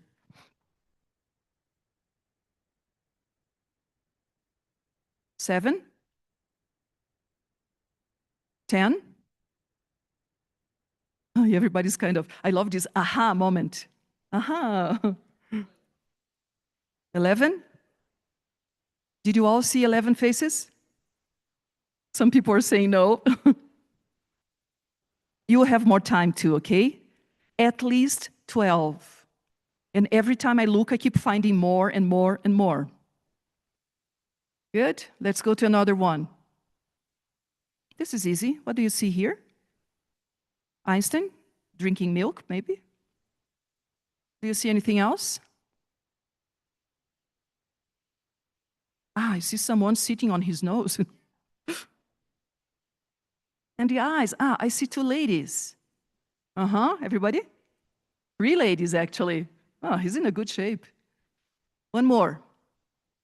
La vie en rose. I see a rose. 2 people kissing. Good. It's getting easier. Now your brain is already working. See? Brain training. Last one. A face. I see the eyes, I see the mouth, a big face. Do you also see the lady? A lady walking? No. Oh, yes, I see it. Okay, ready? There's the back of her black coat. I see almost like a bridge on the back. She's walking, cold day. Okay, our brains are working fine. What does that mean with us, people? Evaluation process. What is good for you? What else do I have to see? When I'm talking to a student, when I'm preparing a student, I'm checking the profile of the student. Some students are kind of competing for international scholarship. And I have to be very careful, including with the selection. So try to prepare your brains to go a little bit further, to see beyond what is obvious. And internationalization works with that. What's behind your big interested in partnership with me? It's not because of my beautiful eyes. What's on the table? What's on the negotiation? And here we have to understand, review the policies and procedures related to student and faculty mobility. When everything is okay, everything is okay. But as soon as a student break a leg, oh, let's see the insurance. Who told you the student had insurance? Okay, who's gonna pay? I had a student from Guinea-Bissau who died in Brazil. Who's gonna pay for the expatriation? Do I say that in English? Expatriation of the body. And it was with Federal de Juiz de Fora, Caxias do Sul. Federal de Juiz de Fora didn't have money, and of course we didn't. Ministry of External Relations said, no, we have no money. And it's expensive, people. So what do we decide? Okay, he wanted to go back to Juiz de Fora. We buried them there. Juiz de Fora paid, and Caxias paid for the tickets for his wife and his cousin to see the wedding ceremony. Nobody's really expecting, so we have to review. We have to be diagnosing where are the problems and face the problems. Effectiveness of administrative management, because again, we are dealing with people, we are dealing with students, and students can complain.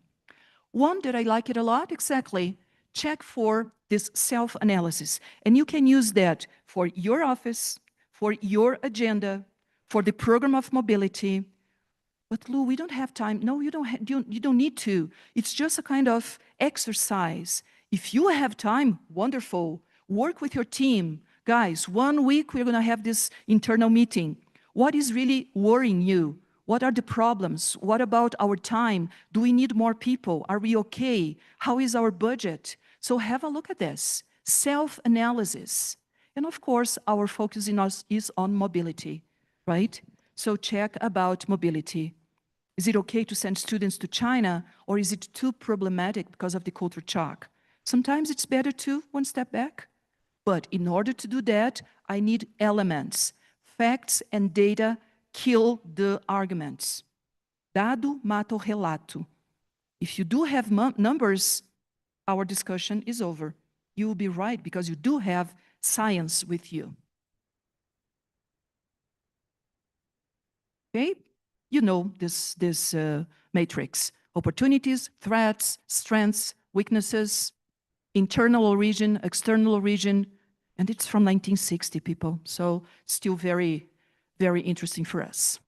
One recommendation for you, have a look at this book. It's in English, it's in Spanish. I don't know if it is in Portuguese, but it was recently released. When I was with Cesar, it was the first time I showed in Lima, in Peru, and I thought it's quite interesting, even for the ones who are on top level of internationalization. Internacionalización de las instituciones de educación superior en el contexto americano.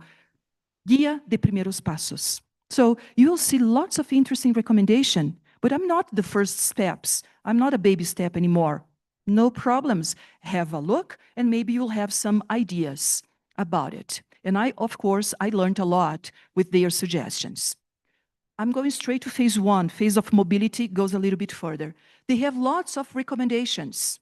And the first one is the SWOT analysis, strategies, lines of action, and indicators. What about your indicators? We are concluding 2025. Are you satisfied with your results? Are you satisfied with your numbers? What do you mean? I mean, are you happy? Do you think you did the best you could? Your 101% to be very happy with your internationalization mobility? How are you planning for next year? Yes, Renata.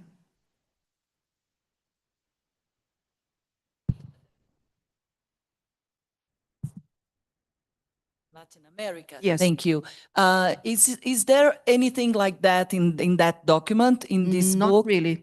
Not something like this is internationalization.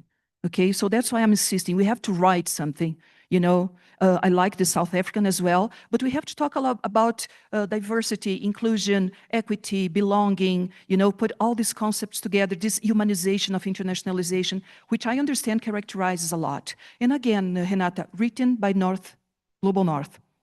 So it has this perspective, right? It annoys me a little bit, but when you don't have.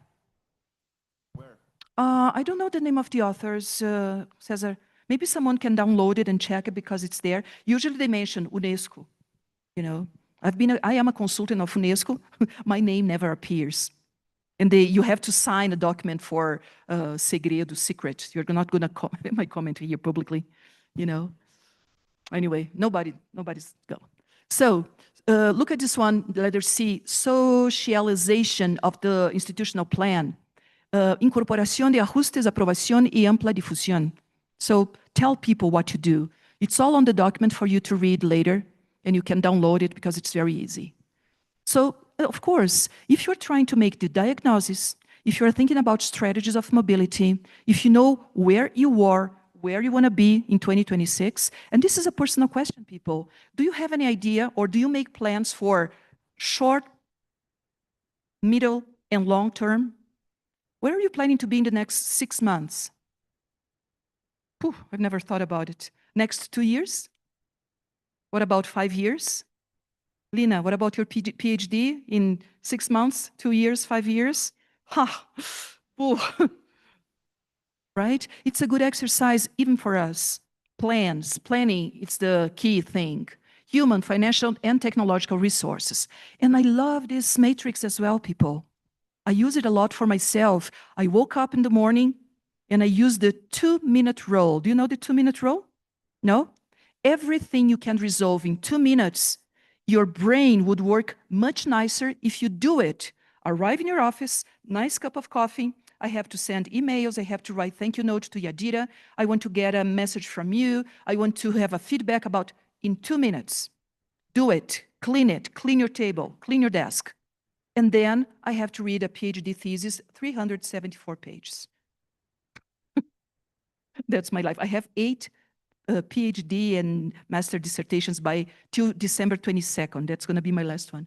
So I love to do this. If I have to select my agenda and organize it, what do you think about organizing an intercultural coffee for students in your university?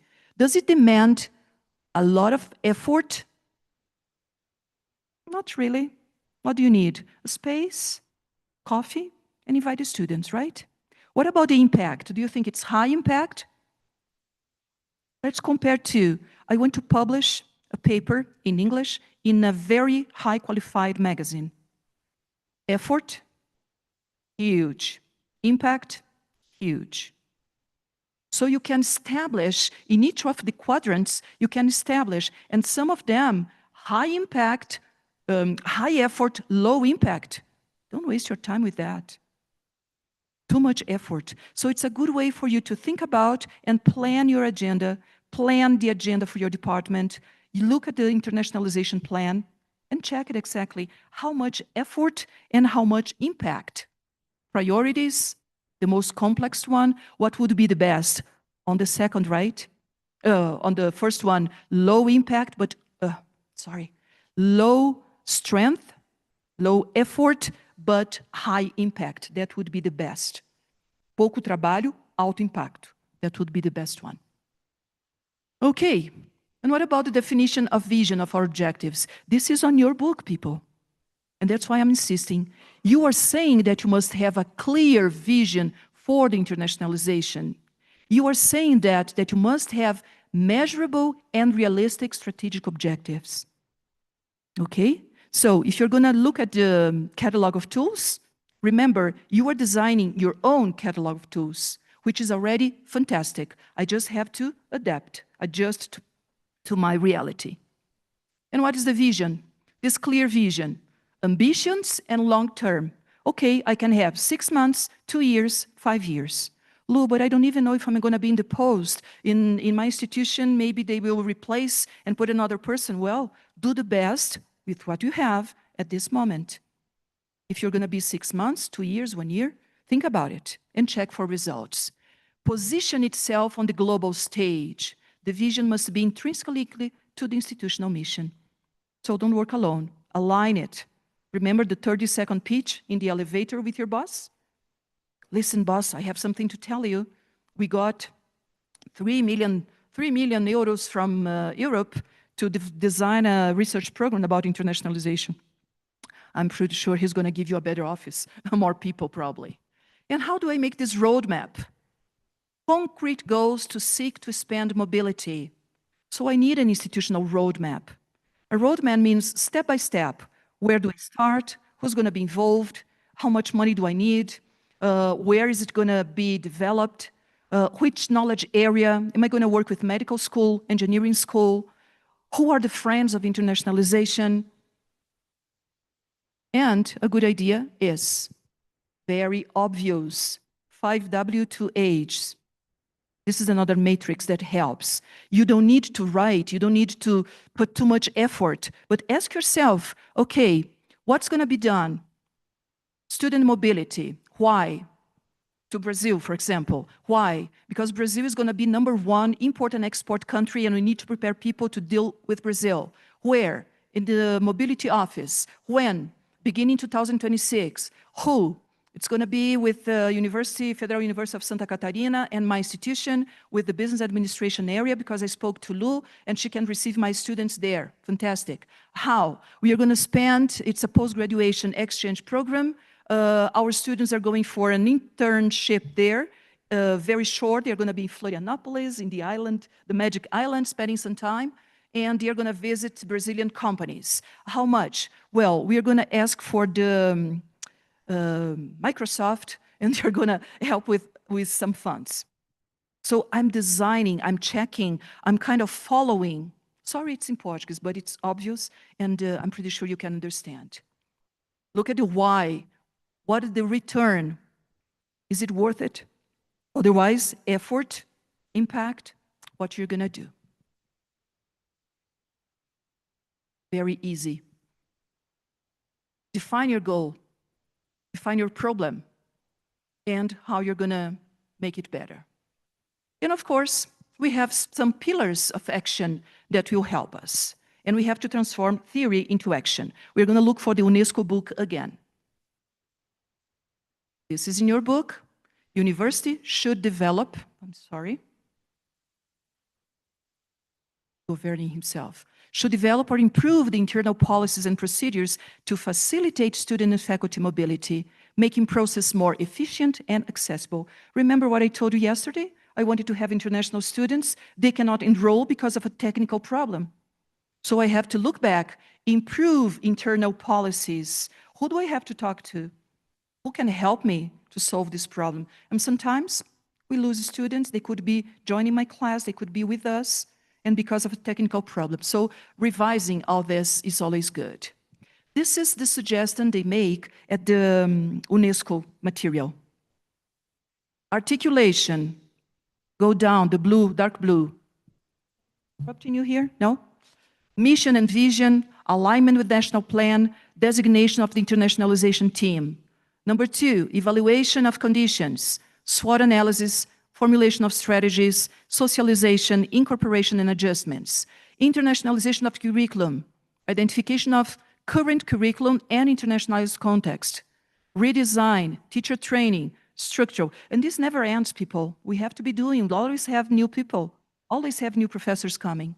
Academic mobility, design the mobility policy, mobility program, establish mobility committee, scholarships, international cooperation, identifying strategic, I'm on the yellow one, design and develop cooperation projects, implementation and follow-up, always, always, always follow-up, strengthening the institutional relations. And the last one, evaluation, data collection, impact, results, planning for improving the whole process, and start again and again and again. Very simple, very useful, but we have to do it, you know. I know you already do it. It's just organizing. Maybe it will give you some insights about these possibilities. I love this picture. Sometimes we are kind of this, right? Comprehensive process, administration of student and faculty mobility from promotion to reintegration. And let's talk about a little bit about students again. Let's talk about their reintegration. What they take. Desenho da política de mobilidade, development of programs. They suggest creating of a committee, gestão de becas e financiamento. Look at this on phase 4. It's on the book of the UNESCO. It can help us to think a little bit about what they want. Do you have a piece of paper and a pen? No, you do, because IMET gave you a wonderful one. Can be that one. Can be a very small one. You can use the paper we used before. I want you to write exactly those dots. 1, 2, 3, 4, 5, 6, 7, 1, 2, 3, 4, 5, 6, 7, 8, and 9. Exactly the way it is on the board. Ready? Pay attention to the instructions now. You're going to have 1 minute, which means 60 seconds. You're going to put your pen in one of the dots, and you have to design 4 lines without moving the pen from the paper. So here, 1, 2, 4. And you have to connect all the dots. Again, your pencil on the paper, 1, 2, 3, 4. You must connect all the dots. Ready? Someone can help me with the time? Did you get it? Sorry. Oh, the instructions again, I'm sorry. So, pencil, paper, put on the dot, choose one. And you have 4 movements. 1, 2, 3, 4. And you have to connect all the dots. Connect means you have to make the lines get all the dots, all the little black things. Clear? Are you thinking or you don't understand? Because maybe I'm not giving the right instructions. Okay, good. Somebody help me with 30 seconds? An engineer for sure. Good. Can you explain it to us? Let's give someone more time. Someone else? Renata, did you check? Or is he cheating? He did it. It has to be an engineer. My brains don't work on that direction. 30 seconds. Guys from Poland? No? Ladies from Latvia? Alexandra, no? Okay.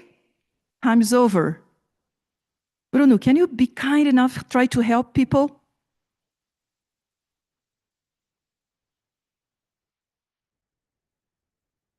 Okay, good.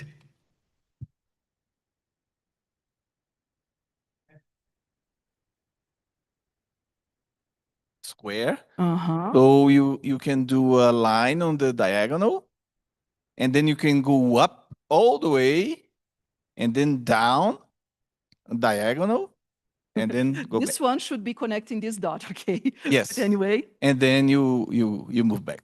Ah, let's go back for everybody to understand. I think we did the same kind of. Yeah, the same pattern. Yeah. Good. First one. Can you repeat, Bruno, your first sentence? It doesn't mean that you have to be Restricted by the square that sometimes people imply, oh, I have to stay in this area, but that was not on the instruction. So yes, that's keep usually the the problem. and you are going to make connections. What does that to do with mobility? What does that do with internationalization? In a minute. Okay. Questions? Could you do it? Out of the box. Not restricted to the square, as Bruno just said. Okay. Bruno, can you make any connections with our topic? Our internationalization, our mobility, our whatever? I guess the analogy that I would make is that you don't have to be restricted by what's the status quo. You have to look for new ways of doing things. Mm-hmm. That's my guess. Okay, wonderful. Completely agree with you. Renata, any guess? What do you understand by out of the box? We have to think out of the box. Sair da caixinha. So for me, it's being creative. Being creative. Excellent. Lina? Being creative. Somebody else? Comments here? So we have to think out of the box, exactly. Don't be restricted to regulated models. Oh, it means that I can break the rules? No, that's not the idea. It means that you can think about new possibilities, new ways of designing mobility programs. You can think about the development of some skills that could help your students, which means, okay, it's so hard to have a student to go for 6 months. Let's think about short programs. Let's think about programs that can develop. For example, I come to Colombia and I want to learn about the whole net of producing and gathering coffee, going to the coffee industry, going to the whole cadena of making the coffee. And I also can study the management, the marketing, the engineering. So we designed a 10-day program in Colombia to study coffee, to study chocolate, to go to Amazon, to go to the south of Brazil, whatever. So out of the box, people, knowledge, cognitive competence. I designed it for the 3 C's. In English, it doesn't make sense, okay? So you can understand it. The second ability, communication, communicative competence. And the third C comes from culture. Let's put all these things together. Comunicação, conhecimento e cultura. The basis for a successful student mobility. The basis for developing the needs, the skills needed for intercultural development. We have to stimulate the intercultural intelligence of our students. That's why they go for mobility. It's not just to go to see Mickey Mouse, to go to Disney. They are looking for knowledge, skills, creative skills, communicative competence. Okay? I love this schema. What does that mean? Student mobility begins with higher education institutions. This is us. Then we go to 5 dimensions. What are they? Focusing on students. These students must have an international experience. Clear so far? First one, logistics. Remember I gave you an example? I had a student arriving in Barcelona, and she calls me from the airport. Professor, there's nobody here waiting for me. Well, did you hire this? Did you tell someone? Other one, professor, or the mother of a student, professor, my daughter is in Padova and she doesn't know the address. Did you tell your student to have a little folder with the address, with the name of the one you're going to be, the international office? Basic logistic things. Administrative. Okay, I came here, I didn't know I had to pay 1,000 euros for my PhD. Did you talk to someone about enrollment, about the fees? So pay attention to all, and I can open each one of those things. We just don't have time. Academic. Oh, I went to Italy and I had a professor. We had 400 students, and he never asked me by my name. There's no way the professor can call you by your name. It's not a room where you have 10 students, right? It's a completely different academic system. Linguistics. You think you speak English and you have at least 9 possibilities to not communicate. And the last one, intercultural. How should I behave? How should I talk to you? How should I show this? Preparation goes to execution and goes to the conclusion. And it must be well succeed, well developed, well structured in order to develop. Do you recognize this image? Do you know who's this lady? She's very famous. Yeah? Michelle Obama. Do you know where she is? Would you guess? In Dubai? Looks like, I don't know. Shanghai? She's very well dressed, right? Okay, look at this picture now.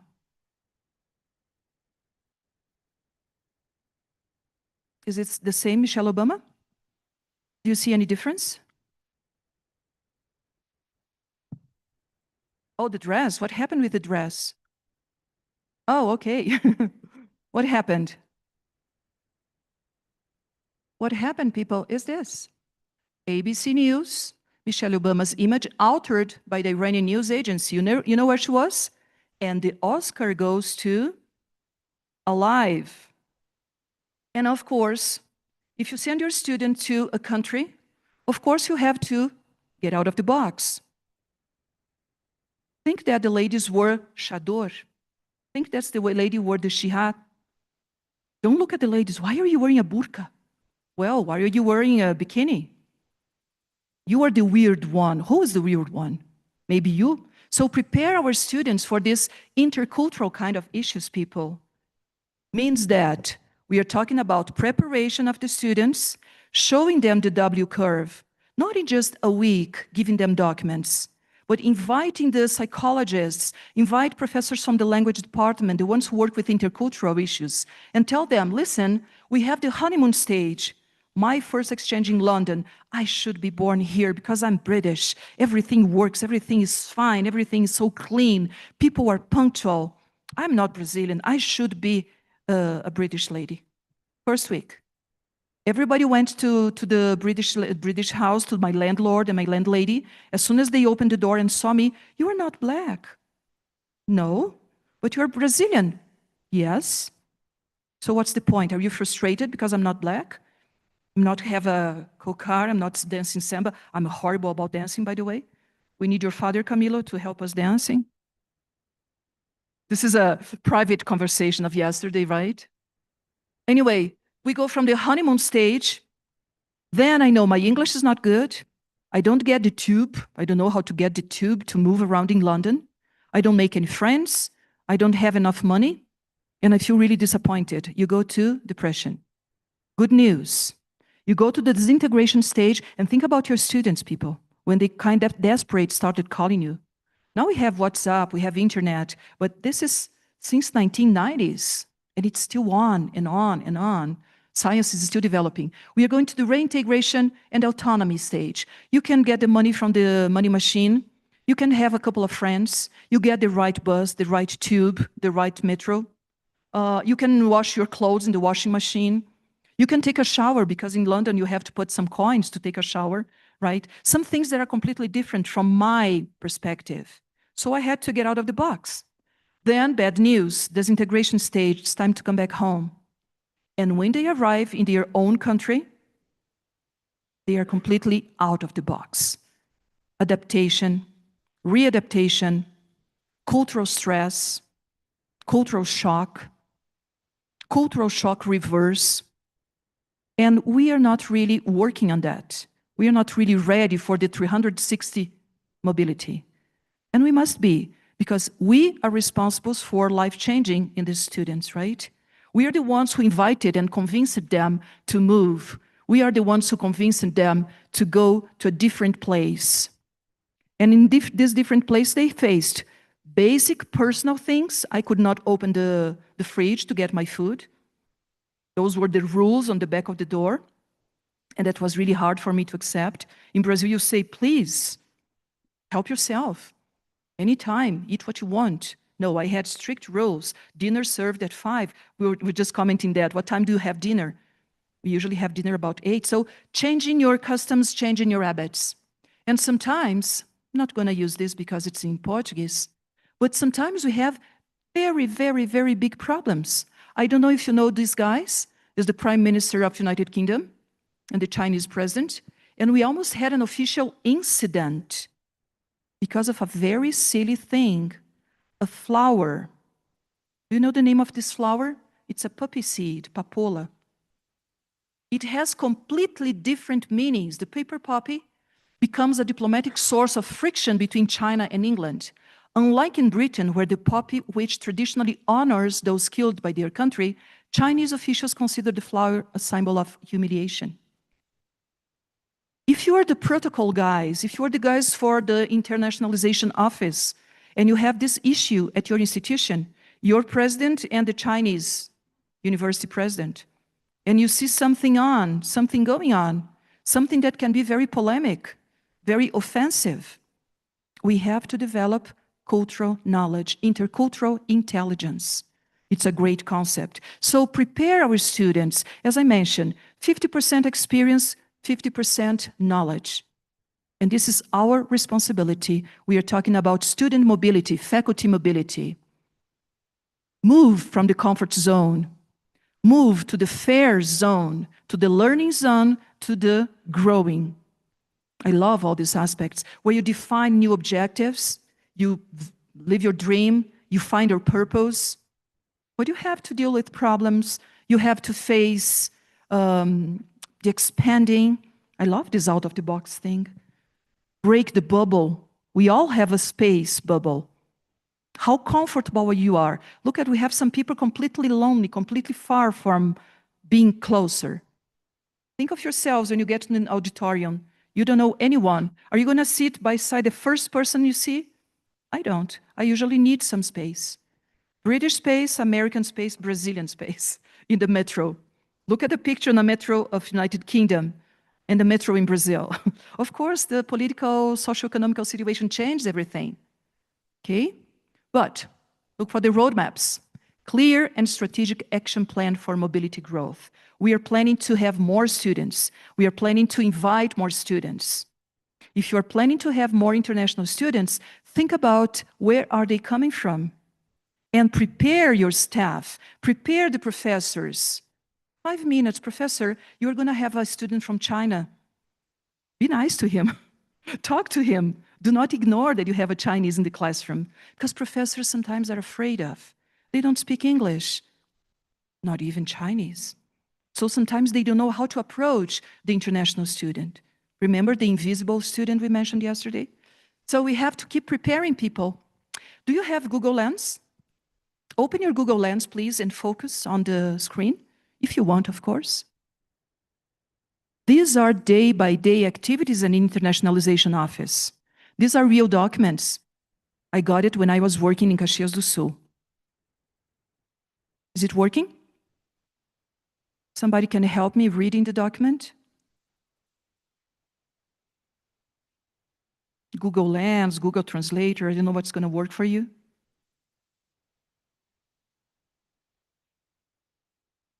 What do you do when you get this document in your office, people? First thing, we reject.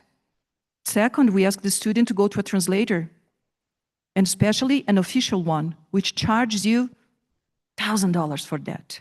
Anyone can read the document? Please? Mm-hmm. Yes, it's okay in Spanish. I think. Is it okay in Spanish for you? Mm-hmm. Ok, dice. El evento de educación superior se lleva a cabo en asociación con el Banco Mundial, el Centro de Integración Mediterránea de Marsella y colabora con los socios del programa. Esto tuvo lugar entre el 12 y 14 de mayo de 2015 en Beirut, República Libanesa. Es un honor para nosotros anunciar que este evento se realiza en asociación con muchas organizaciones internacionales como la UNESCO, la Asociación Internacional de Universidades IAU, el Consejo Británico, además de que el Ministerio de Educación y Educación Superior del Líbano, la Asociación de Universidades Libanesas y una serie de las instituciones de educación superior y universidades más importantes del Líbano participaron en la organización de este evento. El objetivo de este evento propuesto para este año, titulado Empoderar a las instituciones de educación superior a través del intercambio de experiencias y el desarrollo de la gobernanza, es desarrollar la transición entre las instituciones de educación superior, los gobiernos y los organismos de garantía de calidad, además de otros expertos y actores involucrados en temas de educación superior de la región y más allá. Este evento tiene como objetivo centrarse en la importancia de desarrollar información y herramientas para apoyar a los tomadores de decisiones en el trabajo hacia una mejor gobernanza y garantía de calidad en la educación superior a nivel institucional y nacional. Expertos distinguidos, además de socios específicos como estas instituciones y ministerios de educación y ministerios de finanzas, además de organizaciones internacionales como la Unión Europea, participarán en esta conferencia. Esta conferencia brinda una oportunidad para que los participantes se beneficien de las experiencias de los demás, fomenten la buena gobernanza y las prácticas de garantía de calidad. La conferencia tendrá lugar durante 2 días e incluirá paneles públicos, además de varios talleres, y estará precedida por una recepción el martes 12 de mayo de 2015. Esperamos su participación desde la fecha del evento, del 12 al 14 de mayo de 2015. Y ya. Y ya. He deserves. Very good translation.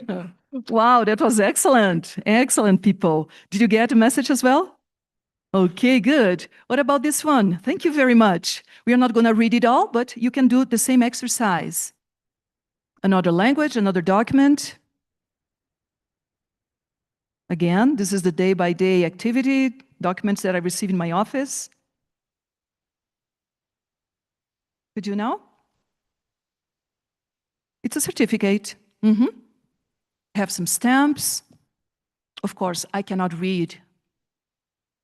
I do not recognize anything here, not even the stamps. There is something like a republic on the round one. Anyone? The name of the town or something?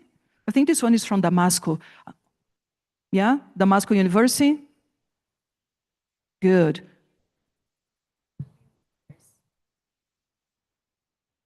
in literature, awarded in February 2010.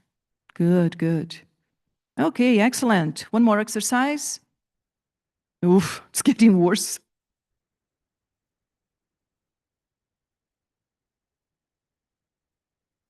Diploma? Arabian? Nope. Probably Japanese or Chinese. Graduation certificate? Okay. All right. One more? Anyway, people, this is just to give some color for our discussions here. And again, how are you planning to work on your roadmap, on your strategies of bringing international students, of inviting people to come to your institutions? I thought this image quite interesting. It's on the UNESCO book as well. You have the Assinatura Internacionalizada. Ampliar la red, incorporar resultados, contenidos, docentes internacionales, estudiantes extranjeros, realizar actividades de aprendizaje y evaluar competencias internacionales. It's quite interesting, right? Again, you can check each one of them and think about how are you doing this? How are you following the strategies to follow the internationalization for the signatures, for the topics, for the disciplines, for the programs, for the courses, whatever. Okay? Remember, the slides will be available to you. I'm just running a little bit. Internacionalización del currículum, another topic. Revisión del actual currículum, diseño curricular, formación del profesorado, apoyos didácticos. And we are talking about mobility, which means physical mobility, virtual mobility, internationalization at home, internationalization for all. If I cannot travel, I need to have global issues in my classroom. I need to develop my intercultural skills. I need to expand my intercultural intelligence.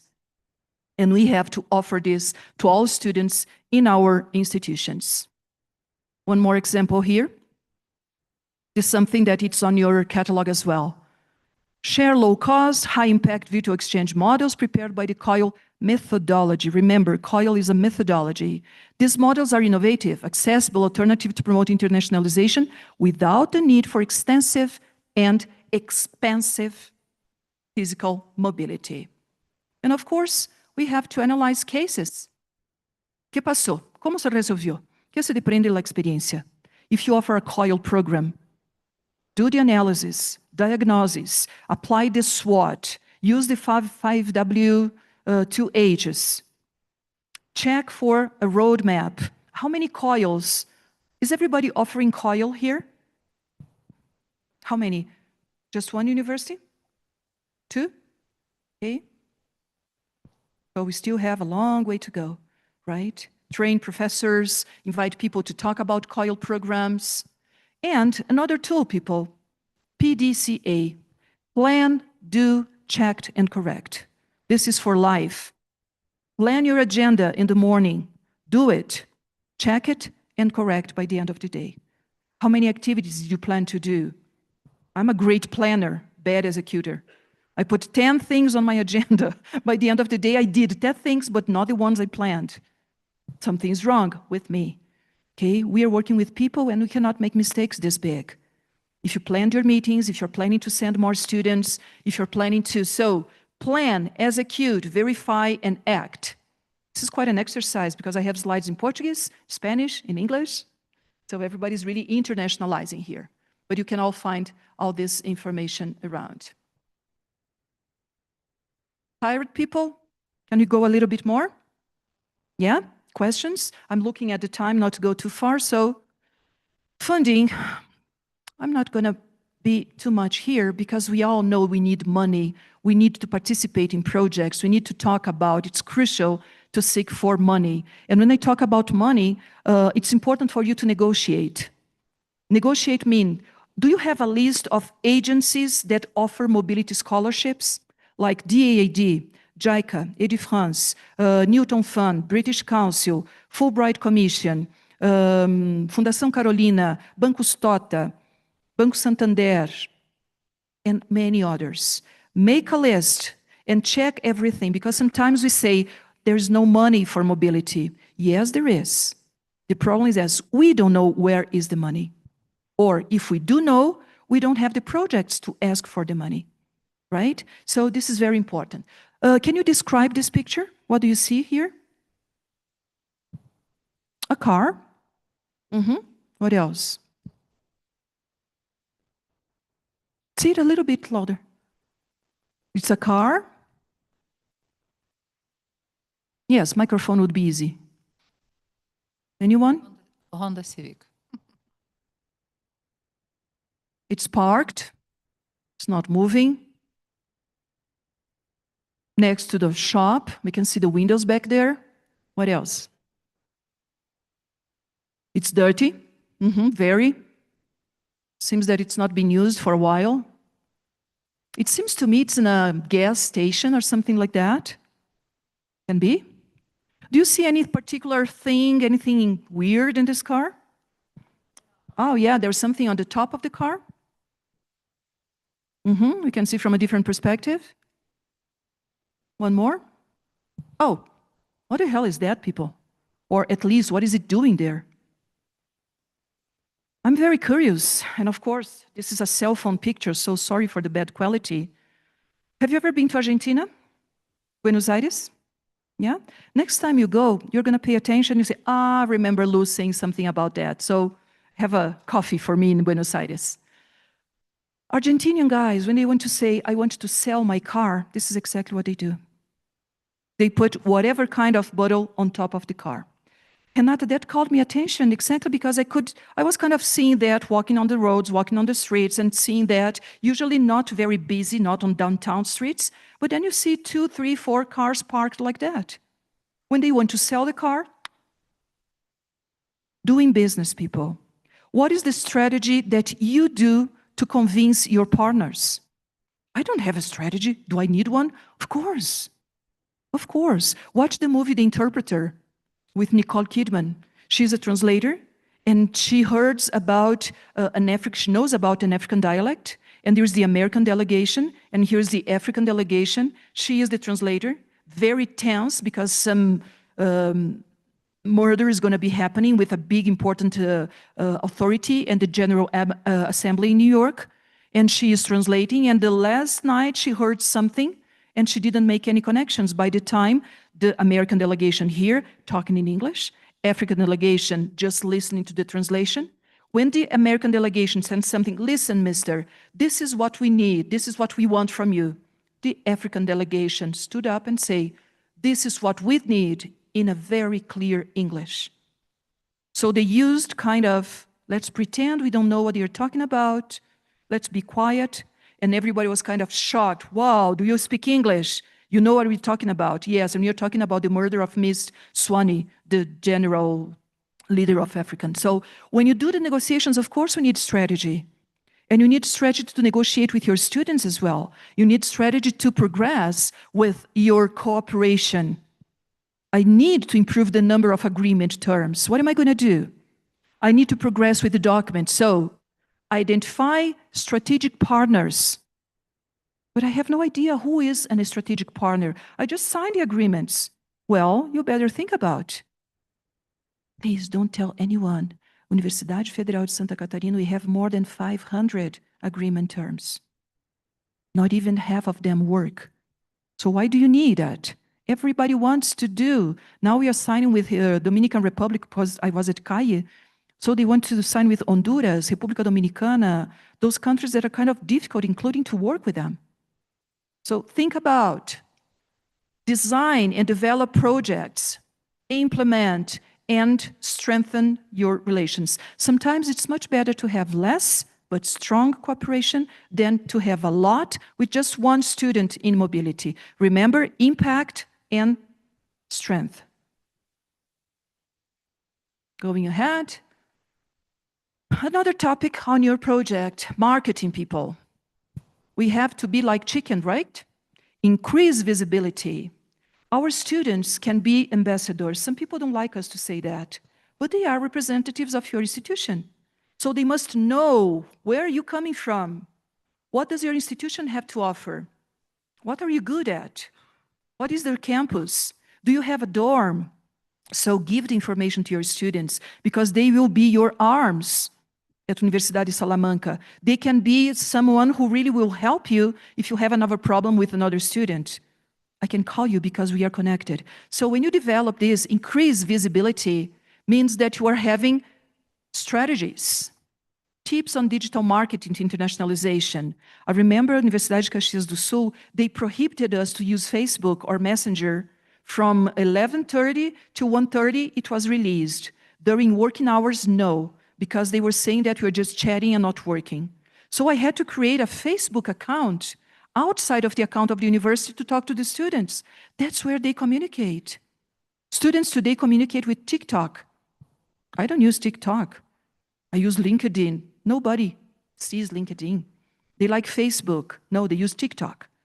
So it's really interesting to know, how are we going to use online toolkit, sites, blogs, podcasts, social networks, Instagram, LinkedIn, for us researchers? You must have your profile in this cyberspace. Do you have your cyber profile? ORCID, ORCID, whatever, ResearchGate, Academia.edu, Publons, Web of Science, Cielo. We must have our scientific profile. Why? Visibility. I want to get contacts with researchers. I want to be found. I want you to invite me to go visit your country. Silly position, right? I want to project, I want to publicize my publications. And of course, I can use this. Do you know this picture? Sorry, going back. Who are those ladies? Queen Elizabeth, and again, Mrs. Obama. It was a horrible international incident, people. Why? Nobody touched the Queen. And of course, the marketing people, the public relation people, the communication people were discussing for months.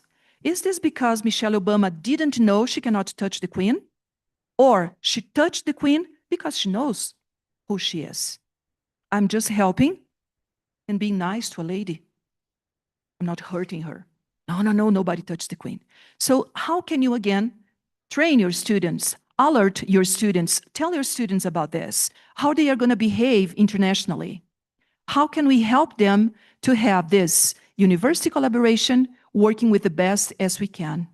And this is not only for our students, everybody who's on mobility, professors, researchers, staff, faculty members. Remember, you have this, promote university collaboration through development of the internships and network. So encourage your professors, encourage your students. As soon as you have the catalog ready, share with the professors.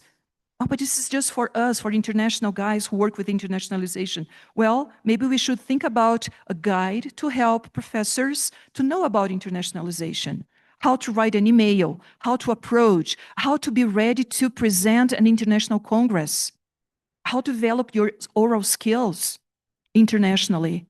I know how to develop in a stage in Brazil. I know what kind of jokes I can make with the audience.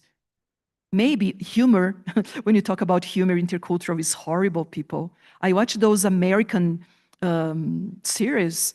I don't laugh. I don't understand what they're trying to say because my humor is different. Sometimes I understand English completely, but there's something missing. As well as maybe you do not understand Brazilian humor or Colombian humor, right? So we have to encourage all this exchange, all these possibilities to generate space of reflection. Professors come back, okay, how was your experience in Poland? How was your experience in Colombia? How was your experience when you developed your research project? And we are talking about prestige, we are talking about market position, we are talking about sharing, we are talking about updating. The university I saw when I came here in March, it's a different one now. It's growing, it's increasing different possibilities. Going to the end, people, because I'm tired as well, implementation, monitoring, and adaptation. And please interrupt me. We have to detail action plan, develop a concrete action plan, look at the strategic scheme where it's being defined, including assigning responsibilities. It's so nice to end a meeting, okay, everybody understood what we have to do? Yes, but nobody knows what exactly I have to do. So you did a wonderful job, and I'm pretty sure that you decide exactly, okay, Cesar is going to be responsible for this. My friend from Poland, I don't know your name, I'm very sorry, but you were designing Bogdan. Am I saying right? Bogdan is responsible for the TI technology in order to develop the platform. So we know what we have to do. And I was just telling Lina, you are a PhD student, set a date. Think that you're drinking champagne and start coming back. Drink a champagne celebrating your PhD, but we must know who's going to do what and where and when, and especially there's no free dinner, no free lunch. Phase 1 of the UNESCO magazine analyzed the vision, mission, and strategy, alineación estratégica, conformación de la equipe de internacionalización, very clear. And remember, this is for basic people, medium, and high level of internationalization. You can read it carefully. One thing that I like as well, and I mentioned I was going to share some ideas of tools, is this matrix. It's named Matriz Gucci. Why GUT? Gravity, urgency, and tendency and trends. What is the gravity of the problem I'm dealing right now? Topic can be, for example, student mobility is the most important thing. I have a very, very serious problem. It's urgent, and you know the difference between importance and urgency, right? One is related to time, while the other one is related to relevant things. So if you look at that, organize your desk as soon as you have your first meeting on Monday morning. Ask your team, let's check what are the most important problems they have to resolve. Apply this easily with your hands. It's just an idea to reflect and organize and systematize, because you're going to monitoring and evaluating mechanisms. Define the monitor progress, establish methods and tools, involves data collection, periodic performance review, evaluation of the impact. Yesterday I spoke to you about the impact. We are just focusing on numbers. Rankings are very cruel. We need to show numbers. What about the outputs, learning outcomes, the results that are really changing somebody's life? And we are not counting on that. So we have to be more concerned about this. This is the model that I mentioned to you that Brazilian government had on the document, the matrix of maturity. Knowledge and commitment, implementation, consolidation, and full internationalization. So you can have some ideas about, concepts, what do you have to do in each one of each phase, which is kind of interesting as well. And comes the evaluation. If you cannot measure, you cannot evaluate. Yes, I can measure, including the most subjective thing. How can you measure the sensitive intercultural skills of your students? Yes, we have a scale. Milton Bennett, Janet Bennett, Geert Hofstede, they all have this maturity of intercultural sensitivity. And you can apply to your students before the exchange program and at the end. Did they really develop? Are they really better people, more tolerant? Yesterday I mentioned to Alexander, what is tolerant? What is something very, very far from me? I am extremely tolerant as long as it's not by my side. It's easy to be tolerant like this. Okay? So how can we develop solidarity, tolerance to our students?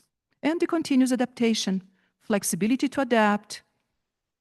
We have this scenario each time more difficult, increasingly complex.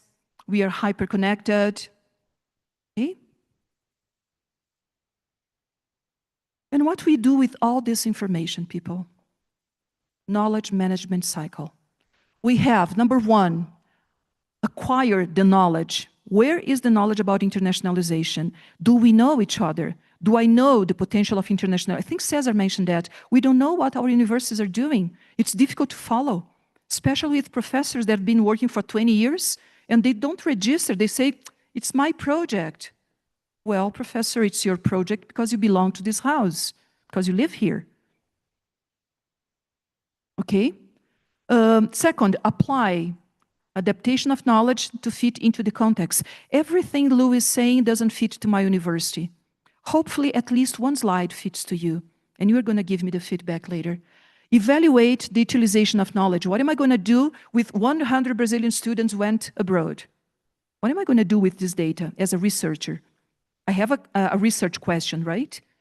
I need to know where the students are going. And the data you presented yesterday, fantastic. Alexander presented, you interviewed students, interviewed the staff, you know where they want to go. If the programs are too big or too long or too short, we have to listen carefully all the time. Create knowledge, identify the knowledge, refine, disseminate. And that's the most important thing. Tell people what you're doing. Cesar is going to have a wonderful ceremony of the Oscar, giving the prizes to the students, rewards to the professors. That's beautiful. That's what we have to do. Follow good practices, follow good things that really help us to understand. Okay? This is the same thing we did before. More information for the conferences. Oops, I'm sorry. Now I made a mess. Anyway, people, that was the last slide for us, following the right time. Question for you, does it make sense? One slide made sense to you? Yes? Not only one, more than one? What's going on in your heart right now? What's the feeling that you have right now? You can use the microphone. Gratitude, happiness, scared, I don't want to go home, I'm afraid. Say something, whatever you want to say about this. I like it, I don't like it, I agree, I don't disagree. I'm sorry I cannot get closer to you, I have to stay here. There's a lot to do. There's a lot to do. Fantastic. One sentence, one word, go ahead. At least made me think about, right? But sometimes it's not very organized.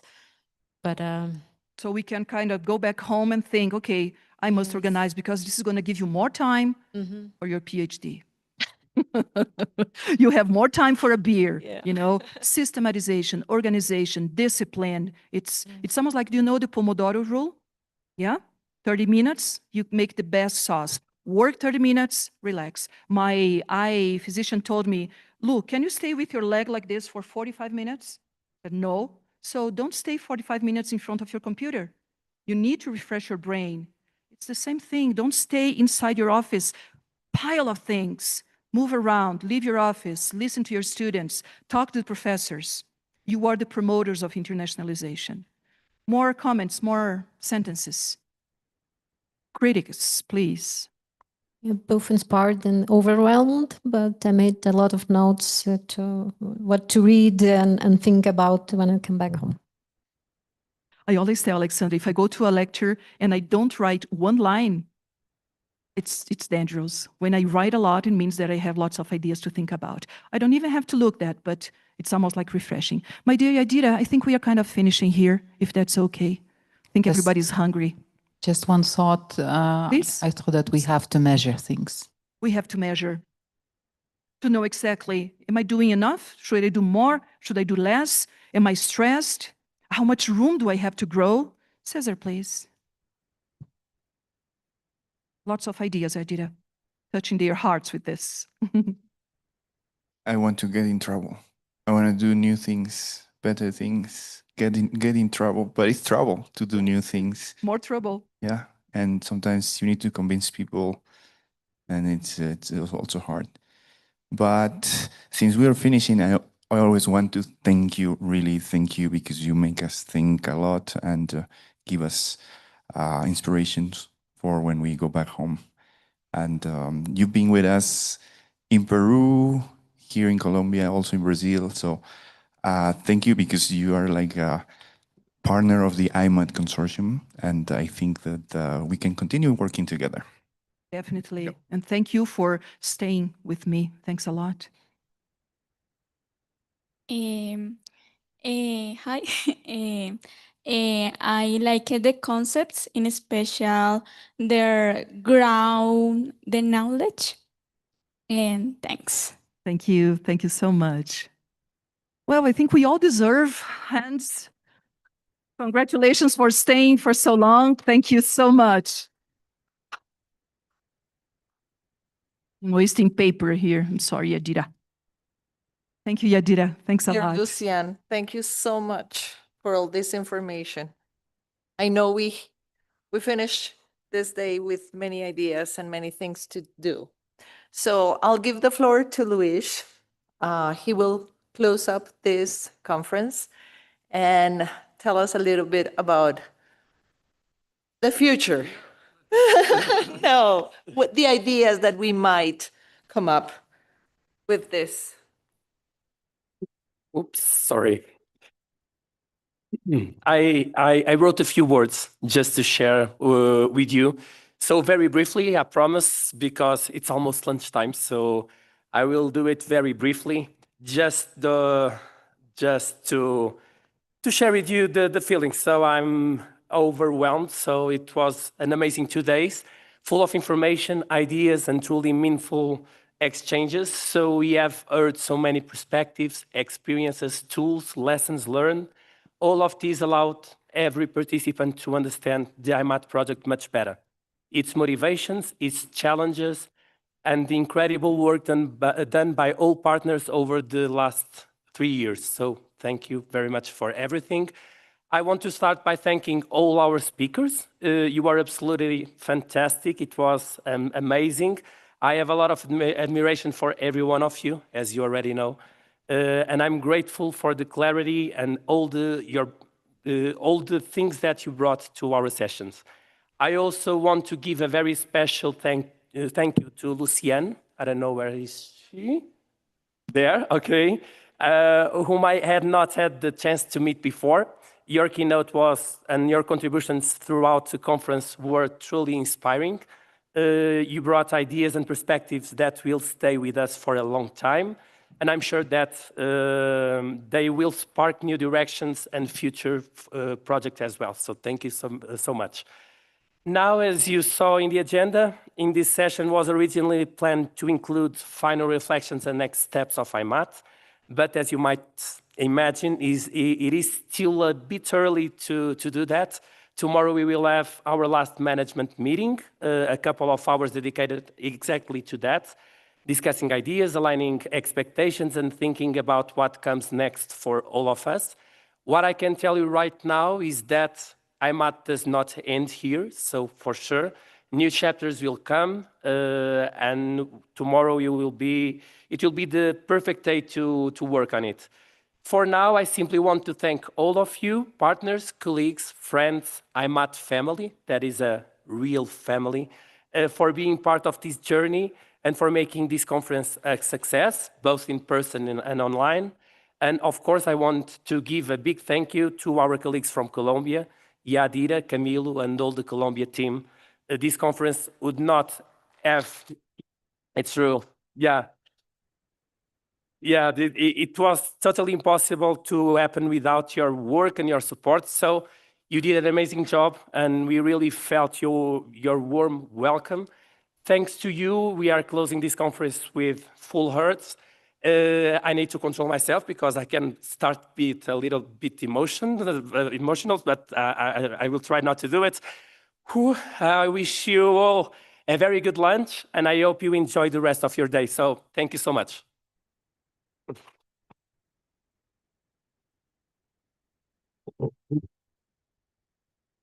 Thank you, Luis, for your closing remarks and for your leadership. On behalf of Universidad de los Andes and all partner institutions, we extend our sincere thanks to every participant online and on-site for being part of this event. This concludes the International Conference IMAT 2025 Innovative Mobility Attracting Tools for Latin America. We wish you a safe journey home and continued success in your international initiatives. And I don't want to finish this without thanking the whole International Affairs Office team at Universidad de los Andes and at Pontificia Universidad Javeriana, who really helped a lot with this organization. So thank you so much and have a safe journey back home.